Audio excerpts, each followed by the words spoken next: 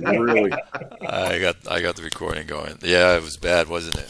Oh, yeah. Turn this off. Renzo, you didn't have any picks in the draft except for what, third and fourth? I don't know. I didn't have very many, and I was like, you know what? This was the draft to have that few amount of picks. I was like, look at this mess. It was not. In fact, I did have. I traded my 1, 2, 3 is what happened, along with Ladner to get Landon Rhodes, and I know people raised their eyes when I did that. But when I looked at this class, I was like, there's really not anything here at quarterback that is impressing me at all. And I don't want to deal with Ladner another season. What can I do here? And I just started looking around, and I come across Landon Rhodes, and I'm like, I wonder, if I call him and if I send him a PM and I say, hey, I'll give you Ladner for Rhodes, he's going to laugh at me because of the age difference. If I say I'll give you a first, he's going to say, nah, that's okay. Now I have to convince him to make a trade. What I needed to do was blow him away. So I said, here, take 1, 2, 3 and Ladner. Let me have Rhodes, and let's get this done. And he still asked for the fourth. And I told him, I replied, I said, you know what? I'm not sure Ben's going to allow this as it is. I think if we put a fourth in there, he's definitely not going to. I said, I can't do the fourth. He said, all right, try it. Put the 1, 2, 3 up and post it, and we'll try it and see if he approves it. So he let it go through, and I guess we're both happy. I know I'm happy. I like your quarterback Rhodes. Yeah, so do I. I thought it was a good trade. Yeah. I like the bars. And like I said, if it had been a normal draft, well, 1, 2, 3 that's a pretty hefty price. But in this draft, I was willing to pay that. Didn't make any difference to me. Okay. So, Howie, we can start with your Texans, and we can work our way to Haynes and to Red Zone and myself, and we can go around the league about who they picked up and all that good stuff. How's that? I know how much you love to talk about your team, Howie. This is this is my second bust in 4 years. Oh, really? Oh, look, I picked up. Hold on, I'm not looking at my team. I'm looking at Outer Banks right now. So my first round pick was Corwin Paltrow. Oh. Wow. He was projected to be a 60. And that didn't happen, I guess, huh? That did not happen. He was projected to have a really good zone defense bar. Like his zone defense bar was kind of upwards in that like 75 to 100 range. His man-to-man was a little bit better than what it is now, but it wasn't great. It was kind of like hovering between that 50 and 75. His run defense was almost full. Like his run defense was great, but that's not the reason why I picked him. The reason why I picked him was because he had the zone defense that I wanted, but he was also going to be a very good return guy. Both his punt and his kick returns were kind of really out in that 75 to 100 range. So I was like, look, even if his pass defense took a big hit, I could still make him a return man, which is what I'm sorely lacking. So either way in this draft, that was going to be a win, and he just crapped out bad. See, now, I can't say that this is like an absolute, but it's just something that I notice, and my personal preference is to stay away from it. When I see a safety that has a big punt or kick return bar, I kind of scoff at that. I've seen guys that did turn out and had, 50, 60, 70, return bars. And you're like, okay, man, there's my punt returner. Let me put him in. And they average, 4 or 5 yards a punt return. Yeah. And it just never seems, from my perspective, for that to work out. So I don't even pay any attention to a safety that looks like he can return kicks or punts. It's got to be a corner, a running back, or a receiver for me. And really what, I think the kiss of death with this guy, and Quick has said that he has drafted people without work at combine scores, and he'll do it again. This guy didn't have a combine score, so he was a no combine guy. He was a no combine guy. So I really looked at it a long time, and there was another guy that I was looking at. I can't remember who it was at the time. But before I kind of texted you about him and said, hey, what's your thoughts on this guy? I thought, am I going to be more mad if I pick this guy and he busts, or am I going to be more mad if I pick somebody else and this guy pops to be at his potential or more? And I thought, I could live with this guy if he busts, but if I didn't take this guy and he ended up being a 60 or being a 70 or whatnot, I would have really been angry with myself. So I was like, you know what? I'll just take it, and if he busts, I'll live with it. And sure as shit, he busted. I remember that conversation. I remember you got me on Discord. Yep. If I remember right, I liked him too. So I guess I got half the blame. You said no. Looks blame good on me. I got broad shoulders. I can carry it.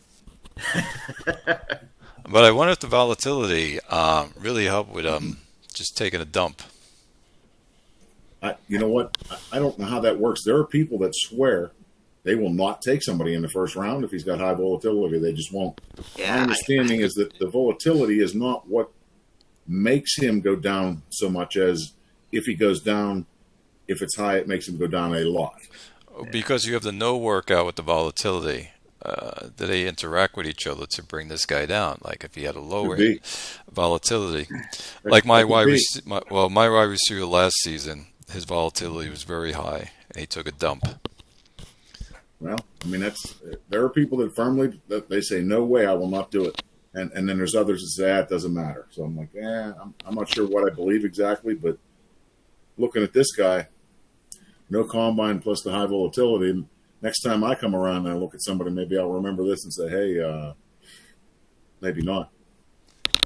Yep. So you're not sure who the other safety was that you wanted to take? No, I don't even know if it was another safety. It was another skill position. I honestly, Clay, I can't remember off the top of my head. It was probably another secondary. In fact, I'm sure it was another secondary guy because I knew I wasn't re-signing my what ended up being my nickelback. So I needed to fill a defensive spot. So I know it was a defensive guy. I just can't remember which one it was off the top of my head. Then you took your defensive tackle. And I took a defensive tackle because Corey Blake only has one more season left. And the only reason why I'm keeping him around is because he's been a 13-year starter for me, and not having him come back would probably kill my defensive cohesion. And then you went for a quarterback. And then I went for a quarterback because this guy was highly rated on my scout sheet. Not highly rated, but he was rated a little higher than he was. He was rated up to be like between a 45 and a 50. Mm-hmm. And I figured I needed a backup quarterback because somebody poached my backup quarterback for a lot more money than I was willing to pay him. Let's see if I can find out who ended up taking him. And he dropped a little bit. Oh, I think, didn't Paris take him? Maybe Paris took him. I think you're right. Let me look. Yeah. Jason Whalen. Yeah, because I saw him pick him another quarterback. There it is. And at the last minute, he changed his offer. He dropped it down to $8 million. At one point, he was offering like $12 million, I think, which was way more than I was going to pay him to ride the pine. Yeah, it was a rough draft, and I don't think anyone liked the draft at all. They were just picking players as best. So the people who know how to draft, they probably found gems in there. Yeah. But the ones who don't know how to draft, like us or like myself, I couldn't find anybody. Yeah. No, drafts like this really make me want to take the approach of just trading away all of my picks for people that I know are somewhat developed that I could find a use for in my schemes. Well, Ben said something in the one video that's on YouTube.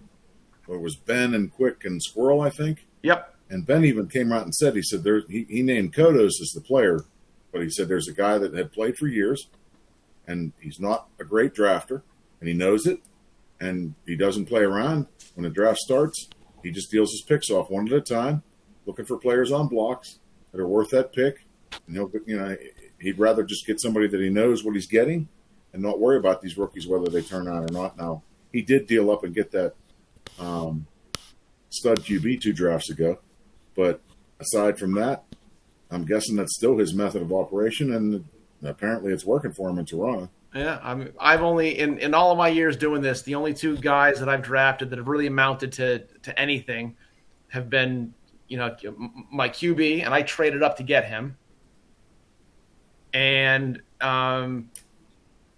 my defensive tackle, Eddie Dunlap. Question for you. Yeah. Did any of your guys pop? No, none of my guys popped. None. Okay. None. You know, I drafted a couple of just guys to fill in holes on the offensive line because I knew I was losing some guys there. Like Vincent Clem, he'll be a solid backup. You know, he's got a run blocking will top out at 51. His pass blocking will top out at 54. He might never see the field as a starter, but he's a guy that could fill in when one of my O linemen get hurt. What about Todd Bennett? What was that? What about Todd Bennett? He doesn't look bad. No, Todd Bennett doesn't look bad. He didn't pop though, but he's gonna again. He's a big, heavy, run stopper. He'll fit in fine in my defensive scheme. I'm not upset about him. But he's right. You know, he's kind of right where he was, right where I scouted him. You know, Zach Lofton, the flanker. He's a guy that I picked up on free agent. Oh, he wasn't. I didn't draft him. Okay. That was one of those the last stage of free agency. I made an offer because I had some cap room to deal with. I like his route running. I like his big play receiving. I don't know. He probably won't see the field much this year just because I didn't get a chance to play him in the preseason. You got Denzel Lehman's the same way. Yep, and he was another one of those guys that I picked up undrafted in free agency that he'll fill a role. Well, I mean that's if you take the two of them, and Clem turns into anything, the other guard. You might not have a horrible draft here. I mean, no. The QB and the safety are probably not going to do much for you, but the other three could. Now, did you hold on to a lot of your guys, Howie? I did. I pretty much kept my team intact. Okay. I didn't sign any big name free agents, and I didn't lose anybody either. And I think you signed Vital to. Yep, and I re-signed Vital. I extended him for another year. So now I've got him under contract through 2103.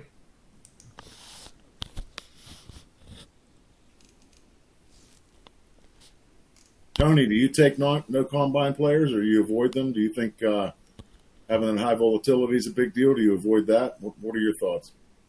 I would not take a no combine player in the first or second round.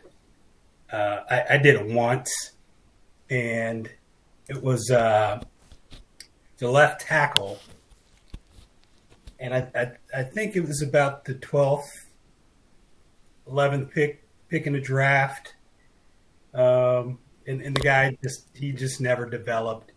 He was projected to be a high 60s left tackle. And he stayed in the 40s for about 3 seasons. Well, we all need to talk to you next season. Would you draft for me next year? Wow. Look at his draft. Let me go. Hold on. Yeah, I did not have a 4th, and I did not have a 6th. But I picked up that tackle. You know, I was hoping that this draft would have some quarterbacks because at some point I got to replace Dylan.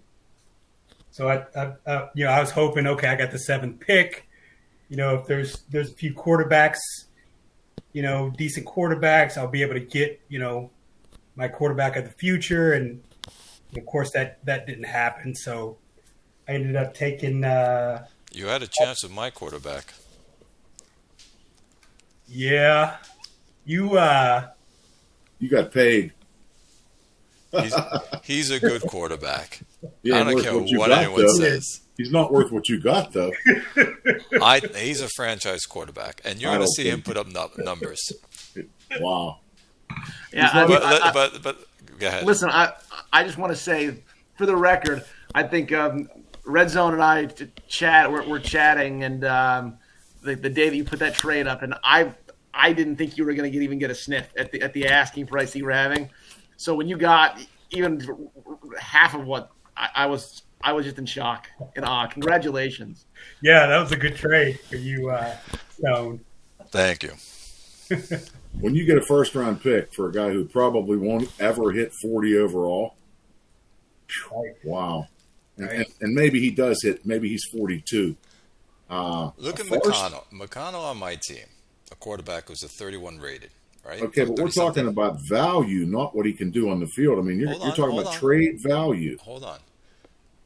If he's going to be your franchise quarterback, he's got to put up numbers, correct? It doesn't matter what rating it is. If you have a quarterback that gives you 32 touchdowns, let's say 10 interceptions, and 4,500 yards, 60% completion, and a 90-something percent quarterback rating, you have a good quarterback, correct? Yeah. Okay. So this person, Heath, will put up those numbers. McConnell's putting up those numbers for me. He was ranked number 6 as a quarterback. So I know from the way he was playing in my preseason, he's going to do the same thing. But I don't need to justify it. I just like talking to you guys. It's an opinion. But here's the question for you. If your guy, what did you get for him? A first? A first, a third, and a second. Okay, so first and third in this draft, and a second in the future. A first, and a yes, that's correct. Okay, that's correct. So if that guy Heath is worth that, then the next time somebody's sitting there, like what was that guy's name, Livingston, that Toronto traded up for? Yes. Yeah. He better open up the war chest and bring out like 5 or 6 first round picks. I mean, you've just changed the value of QBs and trades in this league for the next decade. Well, yeah, this is what I call the Willie Monroe effect. Yes. Because yes, exactly. we're seeing now that, a 40 rated quarterback can perform, can put up numbers, can make things happen. So, people are now willing to take a chance on those 40 rated guys and, overpay for them in some situations. So, and we see that our friend here, Steel Stone, was a beneficiary of that. I know. I think Red Zone told me you're out of your mind. Oh, I thought you were on crack. Well, but you're right, Haynes. It is the Willie Monroe effect. Totally is. And I think Mech was like, how come I can't get rid of, I'm pulling teeth to get rid of my quarterback, who's a 70 rated quarterback, and you guys are giving away Andy Dalton for like first round picks. Right. Well, to be fair, Max tried to trade that receiver, I think, 3 seasons in a row. And I understand the rule, and I like the rule. I mean, I really do. It basically says you won't come here and tank. So I get that. And yet, at some point, you're like, you're going to make this guy keep that receiver until he ends up reaching a point where he's just going to cut him. He can't get anything for him because he's not going to use him. And he's not going to keep him. He wants rid of him. Eventually, he's just going to cut him. Yeah. I don't know what the answer is. I guess at some point you just read the rule and you follow the letter of the law. I mean, the rule says this, and you're not following those procedures, and that's that. That's how it works. But he wants rid of him. He's going to post another trade next year and try and get something for him. Yeah. You're essentially forced to keep the guy and let him play through his contract, right? Yeah. Yep.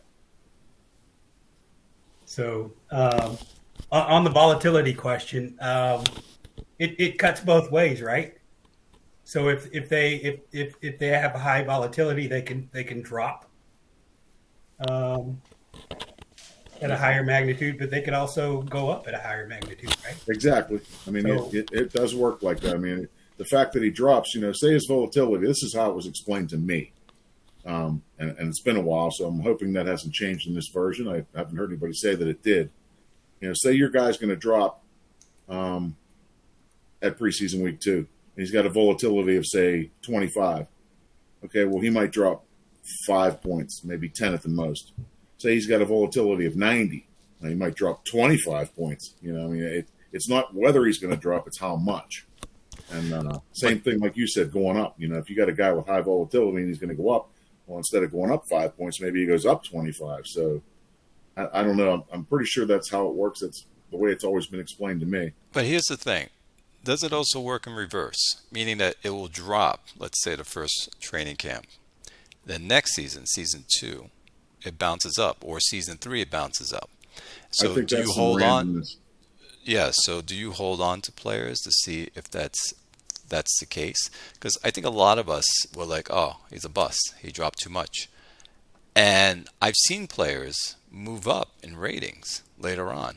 Yep. So there's a fine line of like, do I just play this person to see if they're going to get up to where I thought they were going to be? Like you were saying, Howie, that your guy was going to be rated 60, right? Do Yep. you play him and see maybe he starts moving gradually up? No, his bars were crushed. That's the thing I was just going to say. Look at your quarterback. Remember last year he dropped, and you were worried. But his bars didn't completely die. My quarterback? Yeah. Okay. So there was always hope that he could come back because he still had some bars. When a player goes, when he drops down under 30 overall and his bars all drop too, and they're all down under 30, you got a problem. If he drops in overall, but his bars don't drop a whole lot, well, then that's the guy maybe that could come back. I see. Okay. That's my opinion anyway. No, I would agree with that because the wide receiver that I busted, I mean, he was a early round pick. I couldn't cut him because the cap hit was way too much, for the following year. So I held on to him, and he went down in ratings the year after that. Like he went from a projected 60 to 35 to the second season. He was down to like a 26, 27. So I held on to him for 2 years until he had 1 year left on his contract, and then I cut him, which is probably what I'll do with Paltrow. He'll sit there for at least another year until I get this year, next year, when he's only more of an $8 million, $4 million cap hit as opposed to the $16 million he would be this year. So I'll just sit on him and sputter. So Haynes, we see that you you were telling us about the quarterback. You were hoping that there was a quarterback there. Yeah, and there wasn't. So I ended up, this draft was heavy on defensive line talent at the top, and I did not want to take a defensive tackle at 1.7. So that's why I ended up targeting the tight end, and I wasn't sure if he'd still be there. And if he wasn't, I was probably going to trade out of the pick. But he was still there, so I was able to pick him up. I mean, not a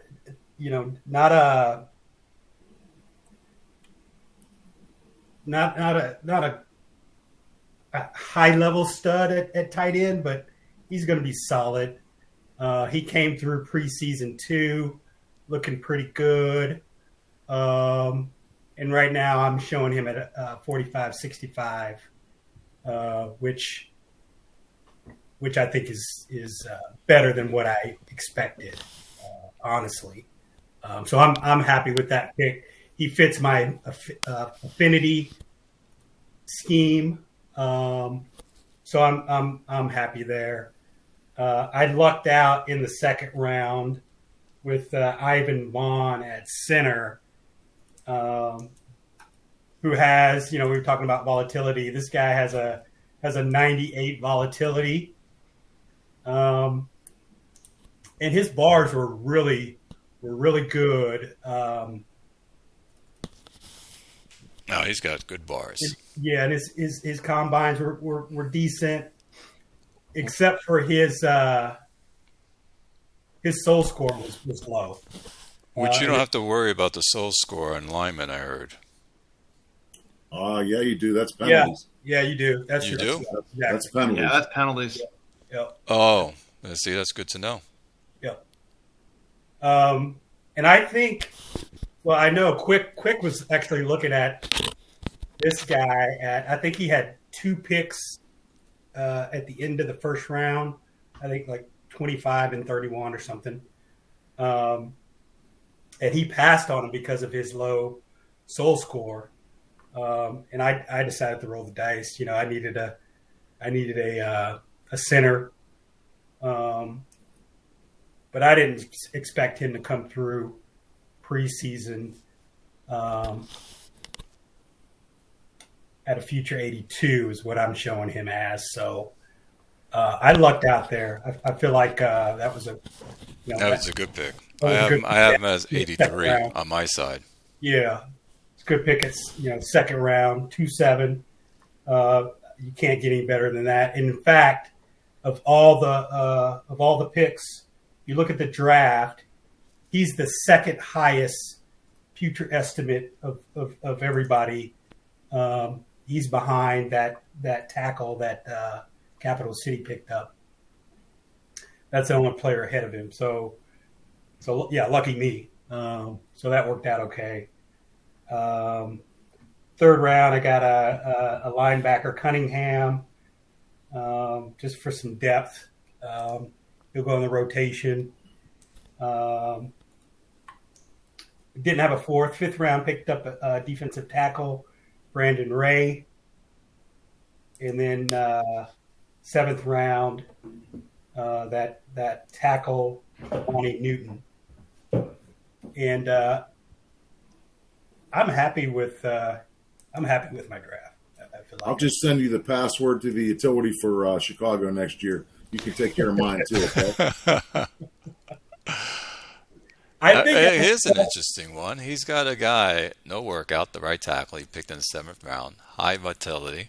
I like to see where this guy lands later on. It's going to be interesting. Newton? Yeah. Yes. Yeah. He looks okay, no doubt. A little light for a tackle, but might make a really nice guard. Yep, exactly. So he'll fill in, where needed when I get injuries or whatever comes up. I can put him in the rotation somewhere if needed, and he can be a solid backup.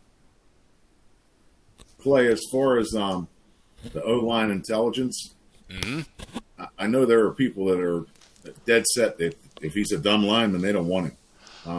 I'm the same way, but I didn't know Soul had anything to do with it. What I do is I look at the date of birth, and I have a sheet, and if they fall underneath a certain date, I won't pick them. Okay, but the date doesn't dictate penalties or intelligence or anything. That's just the affinity. They tie in together. So you have certain groups that have low. Oh yeah, okay. So the purple group, the yellow group, what is it, green? Purple are your smart guys, and yellow's a dummy. Yellow's the dummy guys. Yeah. So they're thrown in there. So okay, because I used to look at certain linemen of my own, and if he had 4 sacks, he allowed, right? But he had 19 penalties, and my block rating for run block, let's say, was a 10. Okay, so I have 10 positive plays. I have 4 negative because of the sacks, and I have 19 negative because of the penalties. So and I'll do the differential between the two. Penalties is pretty tough to track, isn't it? No, you can do it on Ben's thing. Yeah. Like right here, Red Zone. If we let's go into stats. I didn't even know that was there. He's got a way to track penalties on the website. Yeah, let's go into stats, right? And I'll go to last year's. If you can see my screen. The point I was going to make is that even the people that are dead set on not having dumb linemen, most of them will tell you that one, like Tony said, somebody else passed on him, but he couldn't. He wanted him. Well, if that's the only one, you're probably not in terrible shape. Right. If you get 3 or 4 out of 5, you got a real problem. Yeah. If your whole line is dumb, you're going to be in. And then there's something with the discipline of a head coach that affects that too. So I guess there's some kind of a mix, but I mean, I'm not a guy that tracks penalties big. Obviously, I didn't even know it was on the website. That's neat to know. I just learned something. Mm-hmm. That's why we have these shows. But yeah, so that's how I look at it when I do my offensive lineman.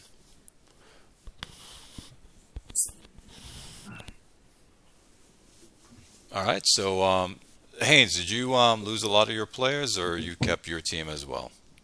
I kept my core. I extended Dylan for I got him for 3 years now. I lost my stud defensive tackle, Cole Branson. And I think he still might be a free agent out there. But he was an 11-year guy. Brandon Ray might step right in there, though, right?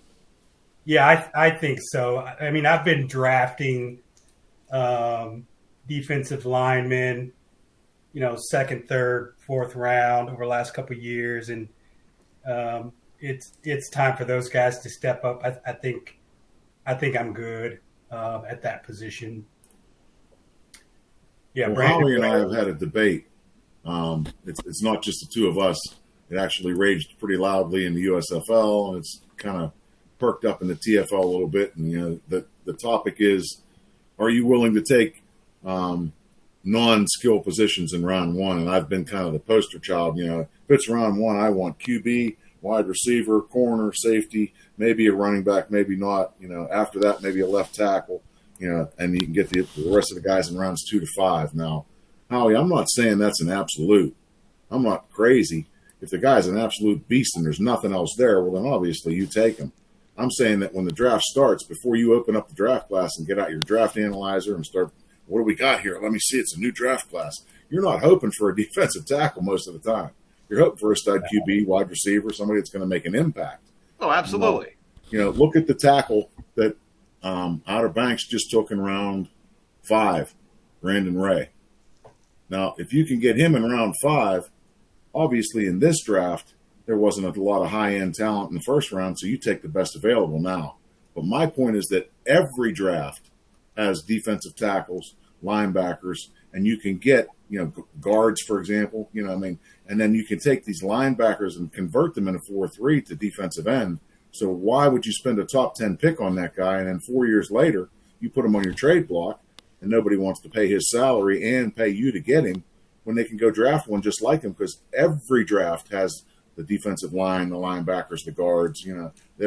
Even in a bad draft like we just had, they were there. Now, That's my point. Would it's you a value thing. Red Zone, would you trade out then if you're not seeing those specific positions that you just named? Would you say, you know what, I want out of the first round? I don't have. You know what? I probably would try, but here's what happens: you get a really bad draft class, and then you start seeing trade blocks.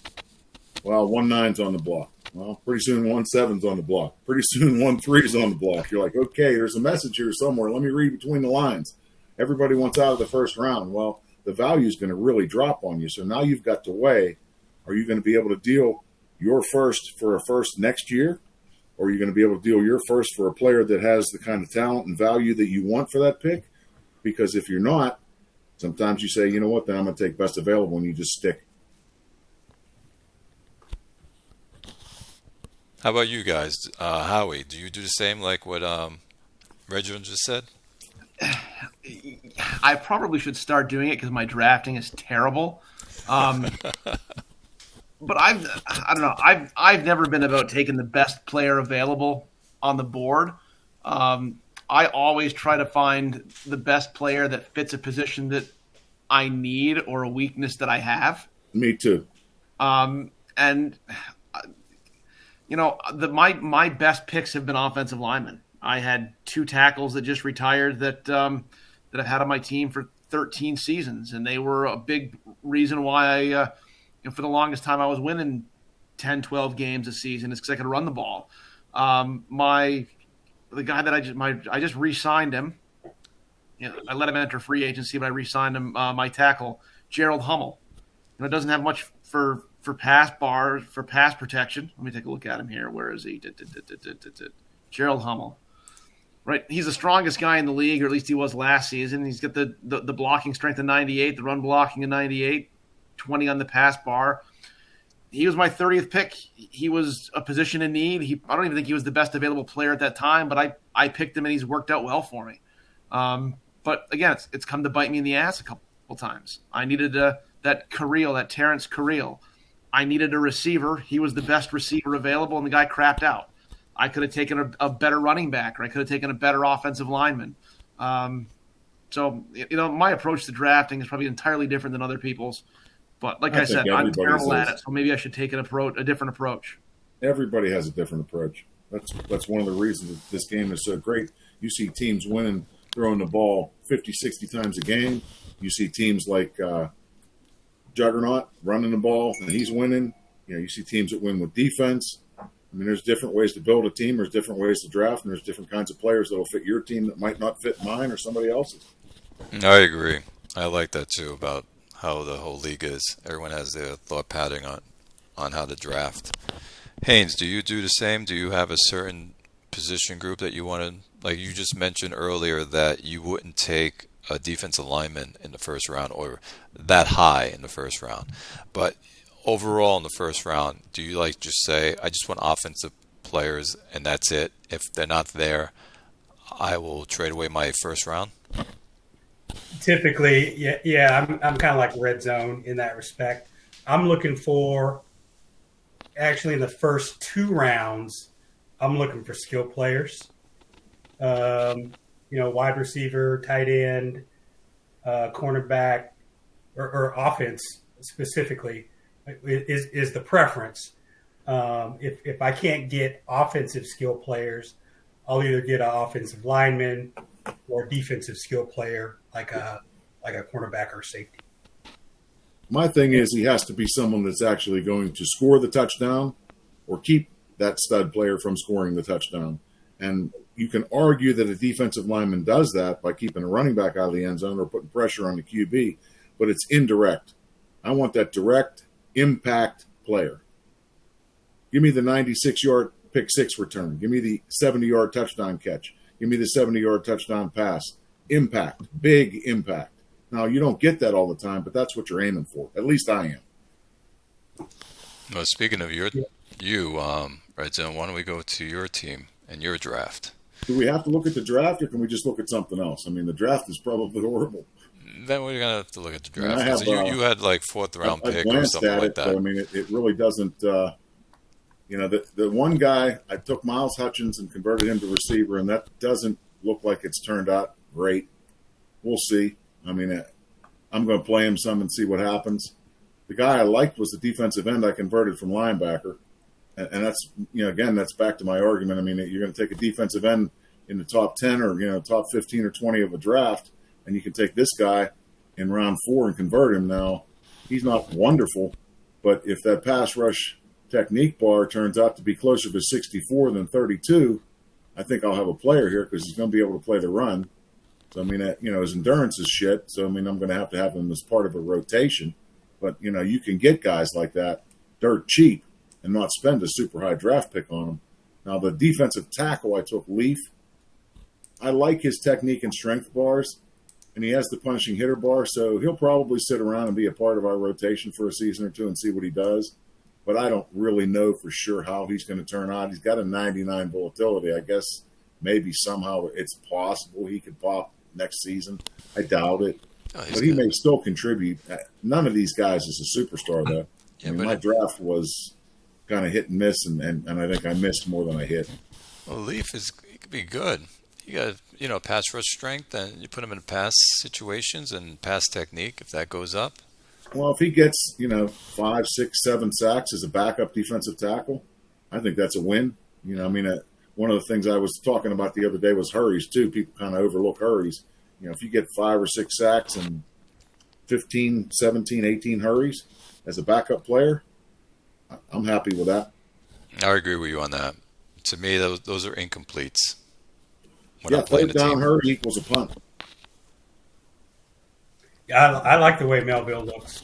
I think that's a good pickup in the 4th round, and those are the kind of guys I'm looking for in the late rounds for defense, front 7. The thing with him, if you look at my defensive ends, I just paid Eddie Wheeler, and I have Melville, who we're talking about. But Reginald Taylor has 2 years left. Now look at his production. He's making $20.45 million this year. So I'm guessing he made something similar to that last year. And in return for that money, I got 7.5 sacks and 13 hurries. Am I going to give him? It still comes up. He wants 3 years at $71.8 million to extend. Am I going to pay him, or am I going to let him play those 2 years and see what happens? He's already sixth season. If he plays 6 and 7 here, he'd be eighth season when he hits free agency. By then, Melville probably can take his place. So that was part of the thinking too. I like it. And I see what you mean with Melville. And the same thing with Terrell Gardner. I mean, he wants 3 years at $35.45 million, damn near $12 million a year. And look at the production. I'm like, no. Sorry, no. See, this is a big thing about if you're good at drafting, right? Sooner or later, you got to pay all these guys if you keep hitting. The problem. And you can't hold them all. That's what happens to Malkpile. His players hit free agency, and people just go reap the harvest. I noticed that. And that's the problem I see with taking, like, this draft is a good example, taking a defensive tackle, in the top 10. Those guys are going to want quarterback money. Yeah. So you get them for 3 seasons. Yeah. Because they're going to hold out season 4, and you can't trade them because nobody wants to give him $25 or $30 million a year and then pay you a first-round pick for him on top of that. So why'd you draft him? That's my whole argument right there. Yeah, because Capital City right here, he picked up Downs. He's a stud of a defensive tackle. And in 3-4 years, he's going to have to pay him. And here's the thing. I remember years ago when I was simming the FFL, there was a guy named Brimer Stu. And I've told this story to a couple of my friends, and we just laugh. Every year, he would pick a defensive end or a linebacker or a defensive tackle in round 1. And every time they got to that third year, he didn't want to pay him. He put him on a trade block. And then he'd bitch and moan because nobody even bothered to reply. Nobody even asked about these guys because they knew he wanted a first. And then they had to pay the guy, and they could go get somebody else. Every draft has these players, good, bad, or indifferent. Super draft, terrible draft, mediocre draft, they're there. So you can go get one and just pay the salary and keep your first. Why would you make that trade? And I finally sent him a PM. I said, dude, look, stop drafting these guys unless you plan on keeping them for their entire career. You're not going to be able to trade them for first-round picks. It hasn't worked yet, and it's not going to in the future. Now, he never replied. I don't know what he thought, but I thought it was funny. I was like, dude, just stop doing it. We were laughing. We're like, come on now, quit.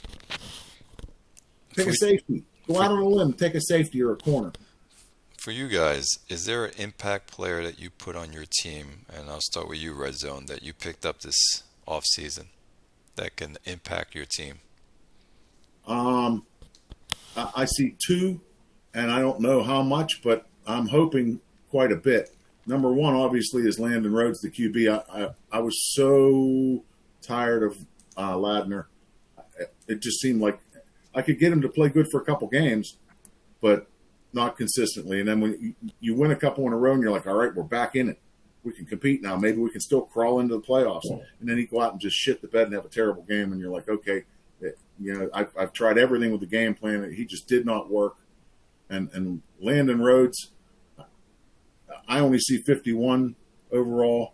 The league scout sees 52. I like the bars I see. I'm not concerned with the overall. I think he can run my offense, so I'm hoping that's the case. And the other guy, I probably waited too long. I should have got a hold of Quicksand and made a deal for this Roderick Cooler because he was signed a lot cheaper with him. But I was worried about getting everybody else signed and under contract, and he wasn't a huge need. And when I finally did realize that he'd cut him and he was in free agency, I had enough money. I said, you know what, I'm going to take a little pot shot offer and see if I can sign this guy. And I did. So I got him on a 1-year deal. I think he'll give me a boost because if you look, Elias Clancy's 11th year now. Shaquille Wright is 12th year now. Marco Brush is 9th year. And, he's got the big route bar, but not a whole lot else, including endurance. And then you got the rookie that I drafted and converted from running back. Heat and turn out great. So, I mean, it could be Roderick Kaler, however you say that, and the tight end Graham Sawyer as the top 2 targets this year. I don't know. We'll have to see. How about you, Haynes and Howie? Did you put on it? Because I didn't ask that question to you. Did you get an impact player in the offseason for your team? Haynes, I'll let you go first. Hopefully, I did.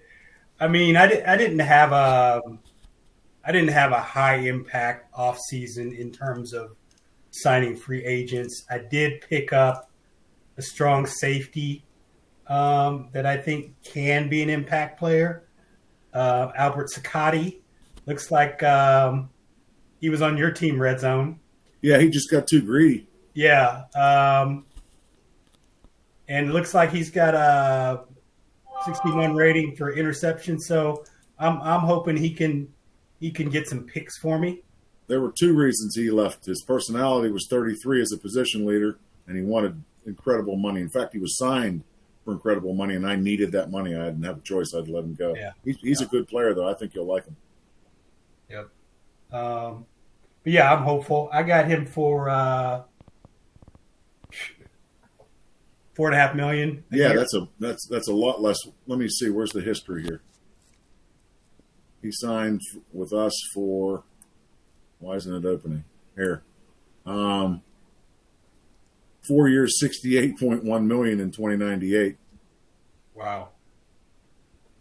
So I mean that's a big difference. Yeah. $17 million a year. How about you, Howie? No. I had this is probably the worst off season I've ever had. I didn't even go after a lot of guys.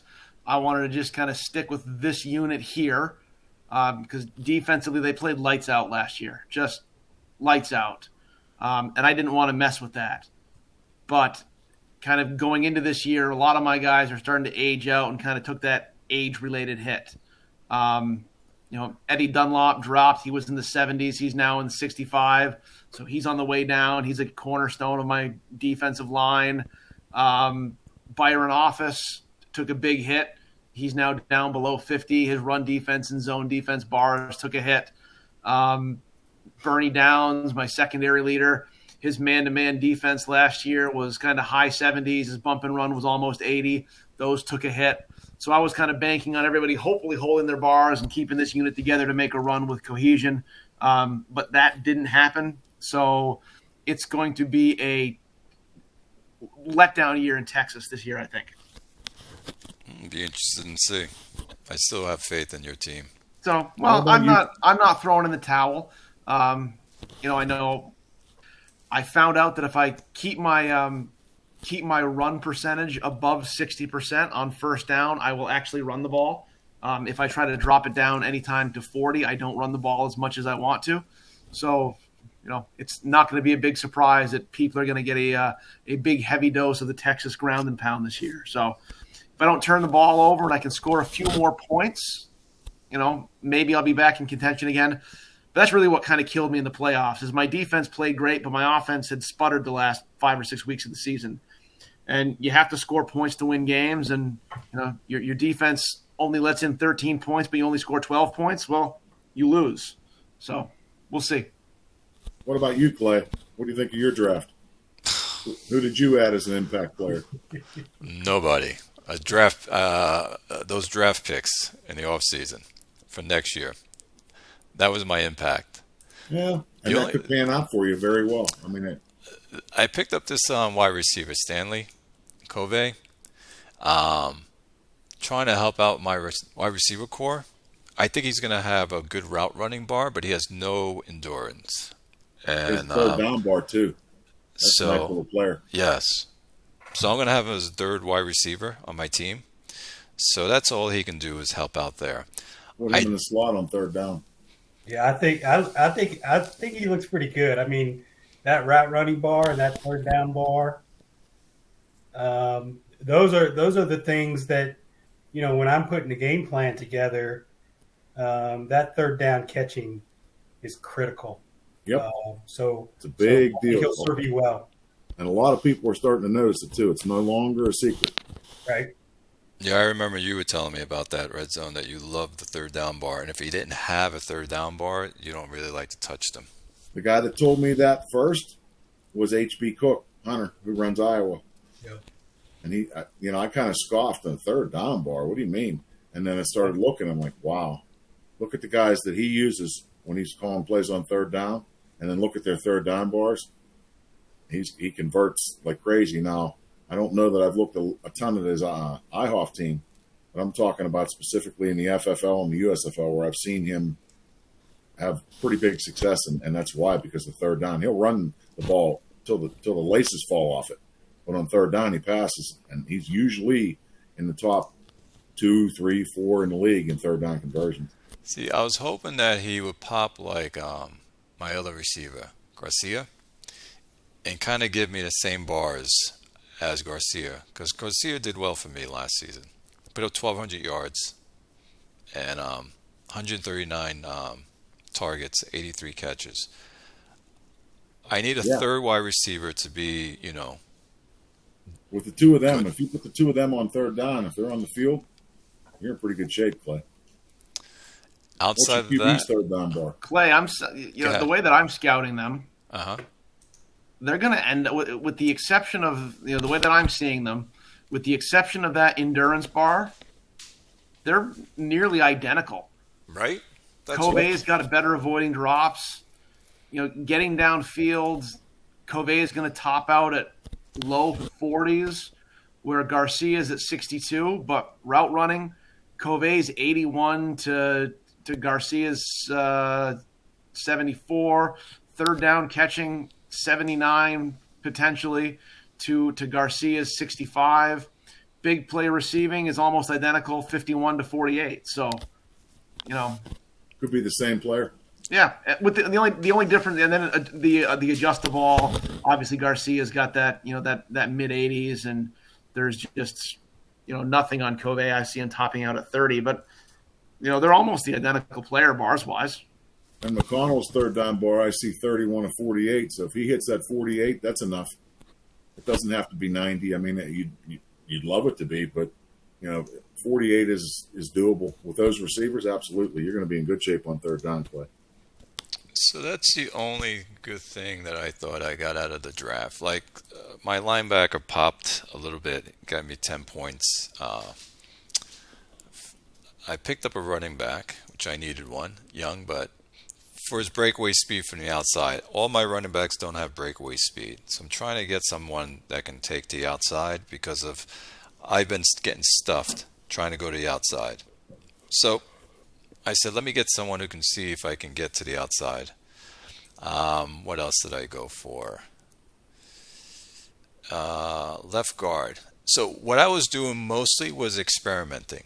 I was experimenting with the combine scores. Even though the bars weren't there, I was experimenting. All right, his combines are good. His bars are not. Can this person pop? Can he grow in the second or third year? And see if that happens as well.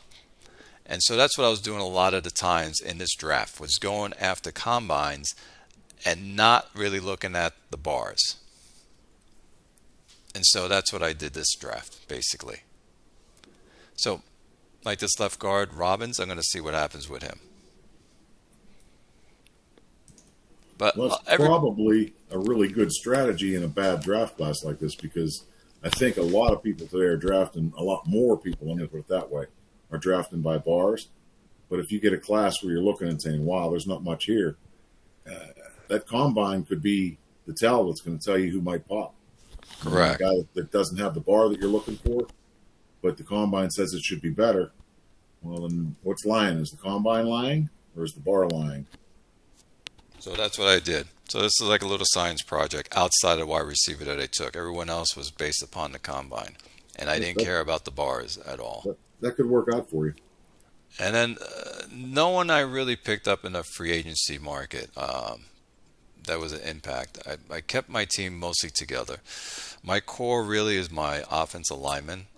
I want to hold that together. And this guy I picked up in the 5th round last season. He really did well for me. Wishon. Good numbers, good pass blocking. I need good pass blocking for my quarterback. My quarterback, he fumbles a lot, which is not good. So I need to keep him protected. Like, as you guys remembered, I was last in turnovers. I think I was at the bottom by plus, what was it, -30 or something like that? Something crazy, some bizarre number. So I need to bring myself, if I'm half that, I'll be more competitive.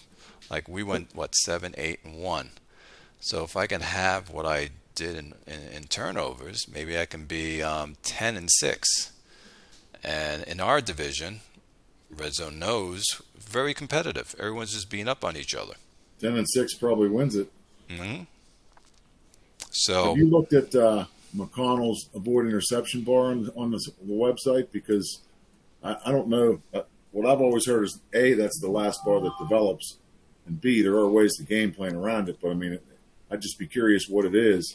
The other thing I would say is go through your game logs.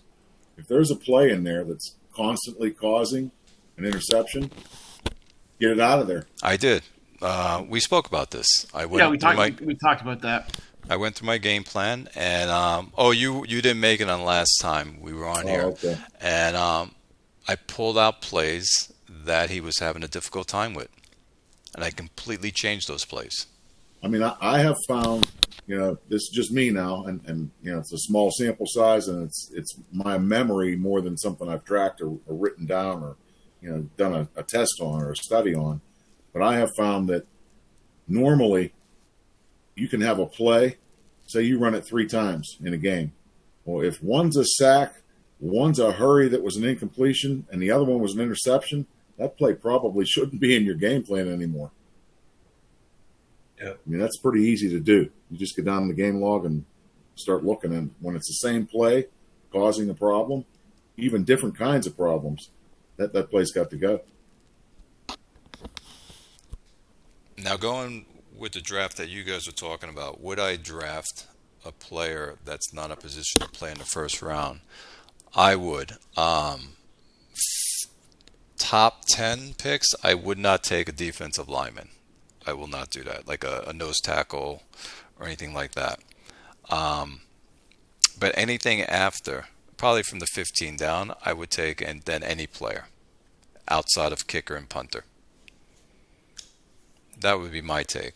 That can help my team. When you get down in the 20s and you're a playoff team, if you're picking 24, 26, 28, sometimes you have a lot less to choose from. Now you're taking best available. Okay, I see it there. But top 10, I agree with you. Defensive tackle in the top 10 is now the guy that got taken this year at 1-3 or 1-4. Oh, he's a monster. Yes, he was clearly one of the best players in this draft. So what do you do when your pick comes up and you're staring at him and nothing else? Well, I guess you take him. That's kind of a no-brainer. But in most drafts, I agree with you. That's not what I want there. Yeah, I'm glad he was gone at 7. Would you have taken him?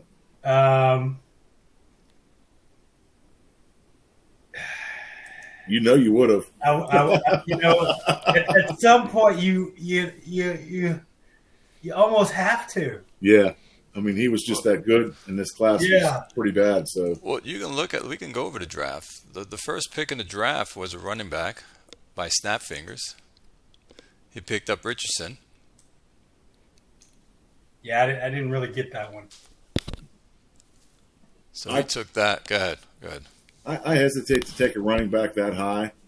Kind of like the NFL. You're not getting that second contract because you're probably worn out by then. And, at 1-1, I'd hesitate. But I've seen people do it, and it works out. So, I mean... Have you seen his team? He's like stacked with players. Well, because he picks number 1 every single year. I have his roster up. It's like in the 60s, 50s. I think he would do a lot better if he paid more attention.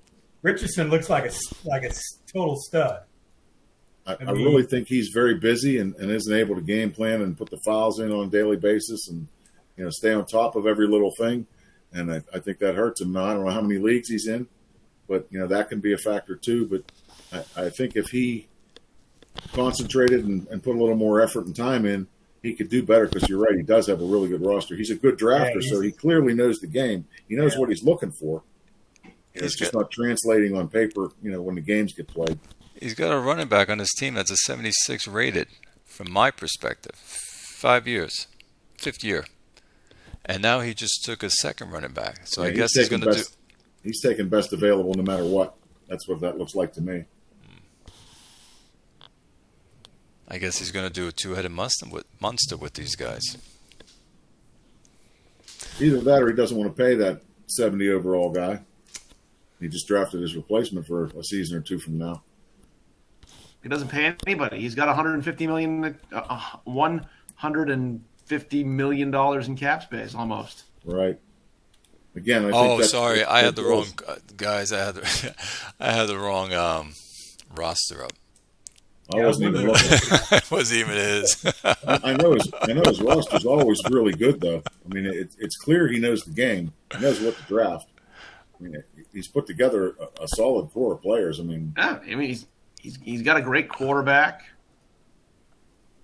He's got a great running back. He's got a great tight end. He has all the pieces. Yes, he does. He's got three great wide receivers. A fourth solid. See, I guess it boils down to, where's your interest level in the game? I mean, some people, this is just a hobby, and they're in a league to have fun, and they're going to enjoy the game, and whether they win or not is kind of secondary. I play games to win them, and when I join a league, I go to the forum and I say, okay, trade block, I want a notification every time somebody puts a trade block up. It comes to my phone, I get a ding, I go read it. Completed trades, I want to know every time somebody makes a trade. I want to know what happened. Is the guy in my division? Who did he gain? What do I have to deal with now that wasn't there before? And the sim post. I want to know, boom, that file's there. I'm there. I want that file right now. I want to see what's going on. I don't want to be sleeping. I don't want to be caught, not paying attention. That's just me. Maybe other people are not, to that level, and they don't care that much. They're not that interested. They're not that concerned. I don't know. But, you look at this guy's roster. He's loaded. Yes, he is. I was actually looking at San Antonio's roster before, and I was like, wow. But, yes, Snapfinger's roster is loaded. He is. Who just showed up? Did somebody else come on the line? No, that was me. I clicked the wrong X, and I kicked myself off. You kicked yourself off. Yep. See, Clay, you don't even have to kick him off. He kicks himself off. I know. I like that. Everyone's independent. I like when everyone's independent. I did that one day. But, it's frustrating. I did that one day. San Antonio. San Antonio. He picked up a inside linebacker. Solid guy. Yeah. At number 2. Wasn't that there's a new GM there? Crusher quit, and who took over? C-Max. Christopher Maximus is back, right? Yeah. Yep. So who drafted? I think. Wow, it's a good question. Who did draft? C-Max. Did he? I think so. I think you're going to see a different team from San Antonio. Let me put it that way. Christmas Maximus knows what he's doing. I'm not saying Crusher didn't, but I don't know that he was paying much attention either. He actually said just didn't have the time when he left. Is that what happened? Oh, that came out of the blue. Yeah, he replied in the new GM thread. But I know Christopher Maximus from a few other leagues, and he's a solid GM. That team will be better. Well, he was OBX's GM for a while, so I was happy when he left the division. That's the team I was looking at before that had all this talent on his team. Yeah, he's the one that has a 76 rated running back from what I'm seeing on my my scouts. I see 77. Yeah, he's real good. Yeah, 76. Yep. Yeah, he inherited a nice team. And he just gave him the big contract, too. So he's going to ride him. Yes, he is. Yeah, I like that linebacker that he took. Rodolfo. Antonio. Yeah, Rodolfo. And next up, we had a cornerback that went. What are you going down the first round? No, I'm not going to do all of them. I just wanted to look at a couple of them to see. I was going to do the top 5 only because it goes up to Harold Torres went to who picked him? Bordeaux.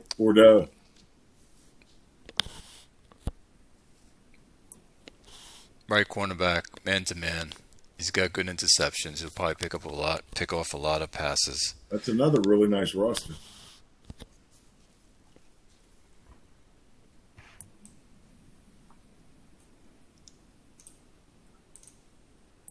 It's going to be interesting this season. I did awful in the preseasons. Yeah, he does have a good roster, Bordeaux. Yeah. That's Alf, right? Yes. He's been around forever. I remember him from the old GEFL days. That was 8, 9, 10 years ago. He's got a middle linebacker that's an 88 rated. Solid bars all the way across. And then last, I want to see this wide receiver. Colorado picked him up. No workout, but his volatility is a 44. Binkis,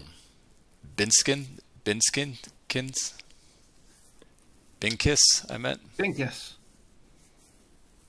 Rondell Binkis. I show him 5165. That's what I have. Yeah, 5166.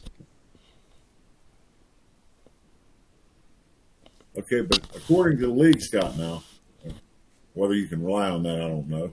But I'm seeing he went +8 and +17, so he was 41-48 and jumped to 49-65 according to the league scout. Yeah, that's what I see too. Yeah. So I mean, this is a guy that popped. Yeah. He took a chance on him, and it jumped. Average volatility 44, no workout, and he popped.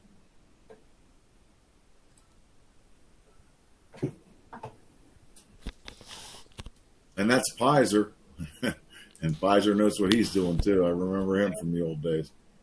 GEFL and wow.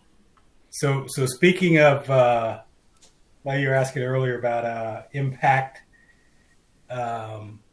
free agent signings, we got to talk about Angel Henson going to Tucker, right? Well, that is do we have funny. to? Because I don't know if you guys saw my reply, but yeah, that was awesome. Wolf says, "I'm sorry, I apologize to the league. What have I done?" And Sawblade comes on and says something or other. I forget what he said. Shame on you or something. And I said, "Yep, Ben just finished his rebuild." Well, he picked up Marty Forland first too. I mean, that's I know.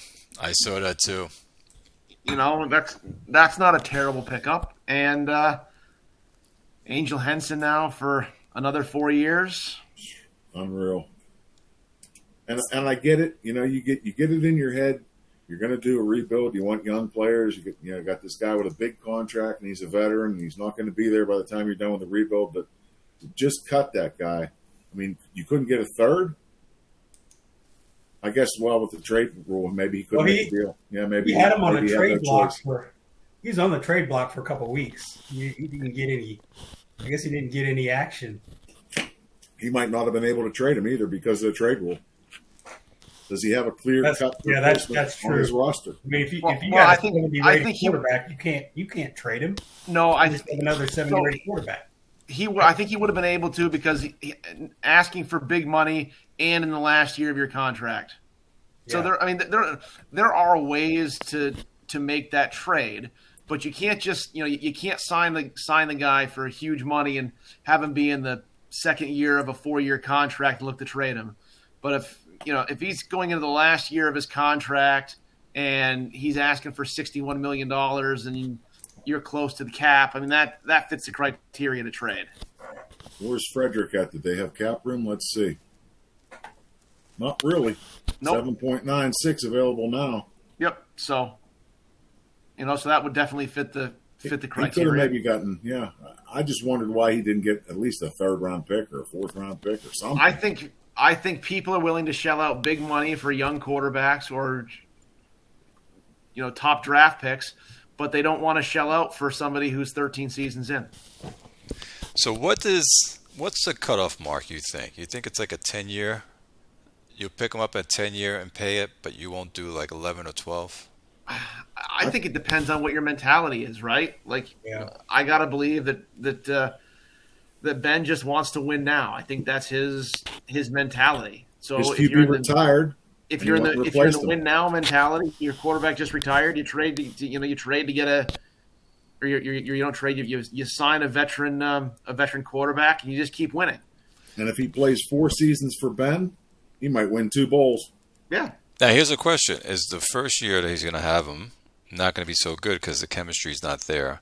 But the next year will work for him. Now he's in his 13th season, so. I think the rest of Ben's team's chemistry will take care of that. I don't think that'll be an issue. Yeah. So he'll be smooth transition right off the bat. I think it'll be a smooth transition right off the bat. I think so too. And the question becomes, where are you going to get a good young quarterback? I mean, there weren't any in the draft, and nobody's really wants to give up there. So you almost have to take that 10, 11, 12, 13-year quarterback that gets cut like Angel. It's like I said about Landon Rhodes. I said, you know what? I'm not going to play around here. Let's make this deal. I don't want to play. I want the guy. What's it going to take? Here's 1, 2, 3, and Ladner. Let's get it over with. I agree with you guys. You pay to get the quarterback, and once you have a quarterback on your team, you keep him on your team as long as you can. And if you have to cut out other players to keep this quarterback, that's what you got to do. Yeah. Quick is willing to trade Willie Monroe. Yeah. No one offered him anything for him, right? I'm surprised that nobody did. I am too. That know how to game plan, that have played this game a long time. They can study what he's done, copy it from the game logs, and put something similar together. Maybe do even better for all we know. I'm surprised nobody even at least sent him a PM and asked about him. I am too. Let's see. Where is he? What do you think he's worth, Clay? If you got a 1, 2, and a 3 for your guy, what's Willie Monroe worth? Well, Willie, that's a good question. He should be the same, or a 1-1. I would ask for a 1-1 or a 1, 2, 3, the same as my other guy.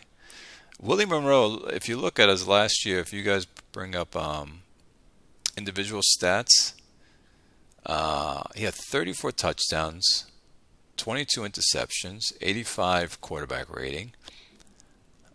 And won his division. 61% completion. Didn't he win that division? Did he do it? Let's see.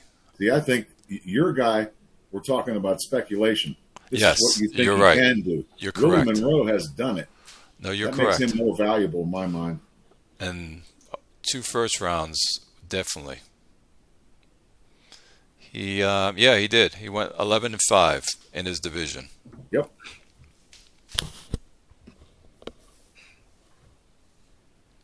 I guess there's a stigma attached to the rating, and so they feel like the player is not going to play well because of the rating. Well, my guess is, too, most people would know right off the bat, Quick put him on the block, but he's not going to discount him. He wants paid. Right. But I've seen people who have quarterbacks that have a high rating that didn't put up the numbers that Willie did. So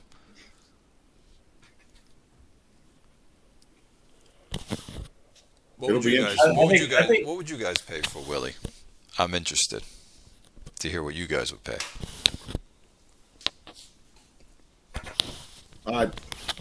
I think if, let's say that Cert told me, no, I'm not trading Landon Rhodes.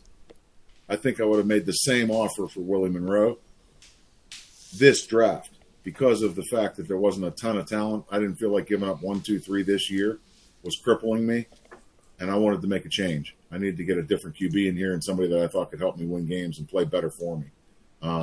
Would I have paid more than that for Willie Monroe? It would depend what more was. 2 firsts, I don't think. Instead of 1, 2, 3, if it was 1 and 2 twos, maybe. I think there's a mental block there. I think most of us are thinking, I've got a 35 rated quarterback already on my team that's second string. Why would I go after another 30-something rated quarterback? I think there's a mental block there. Even though he's proven that he can put up the numbers, I think like you said, Clay, that rating is a sticking point.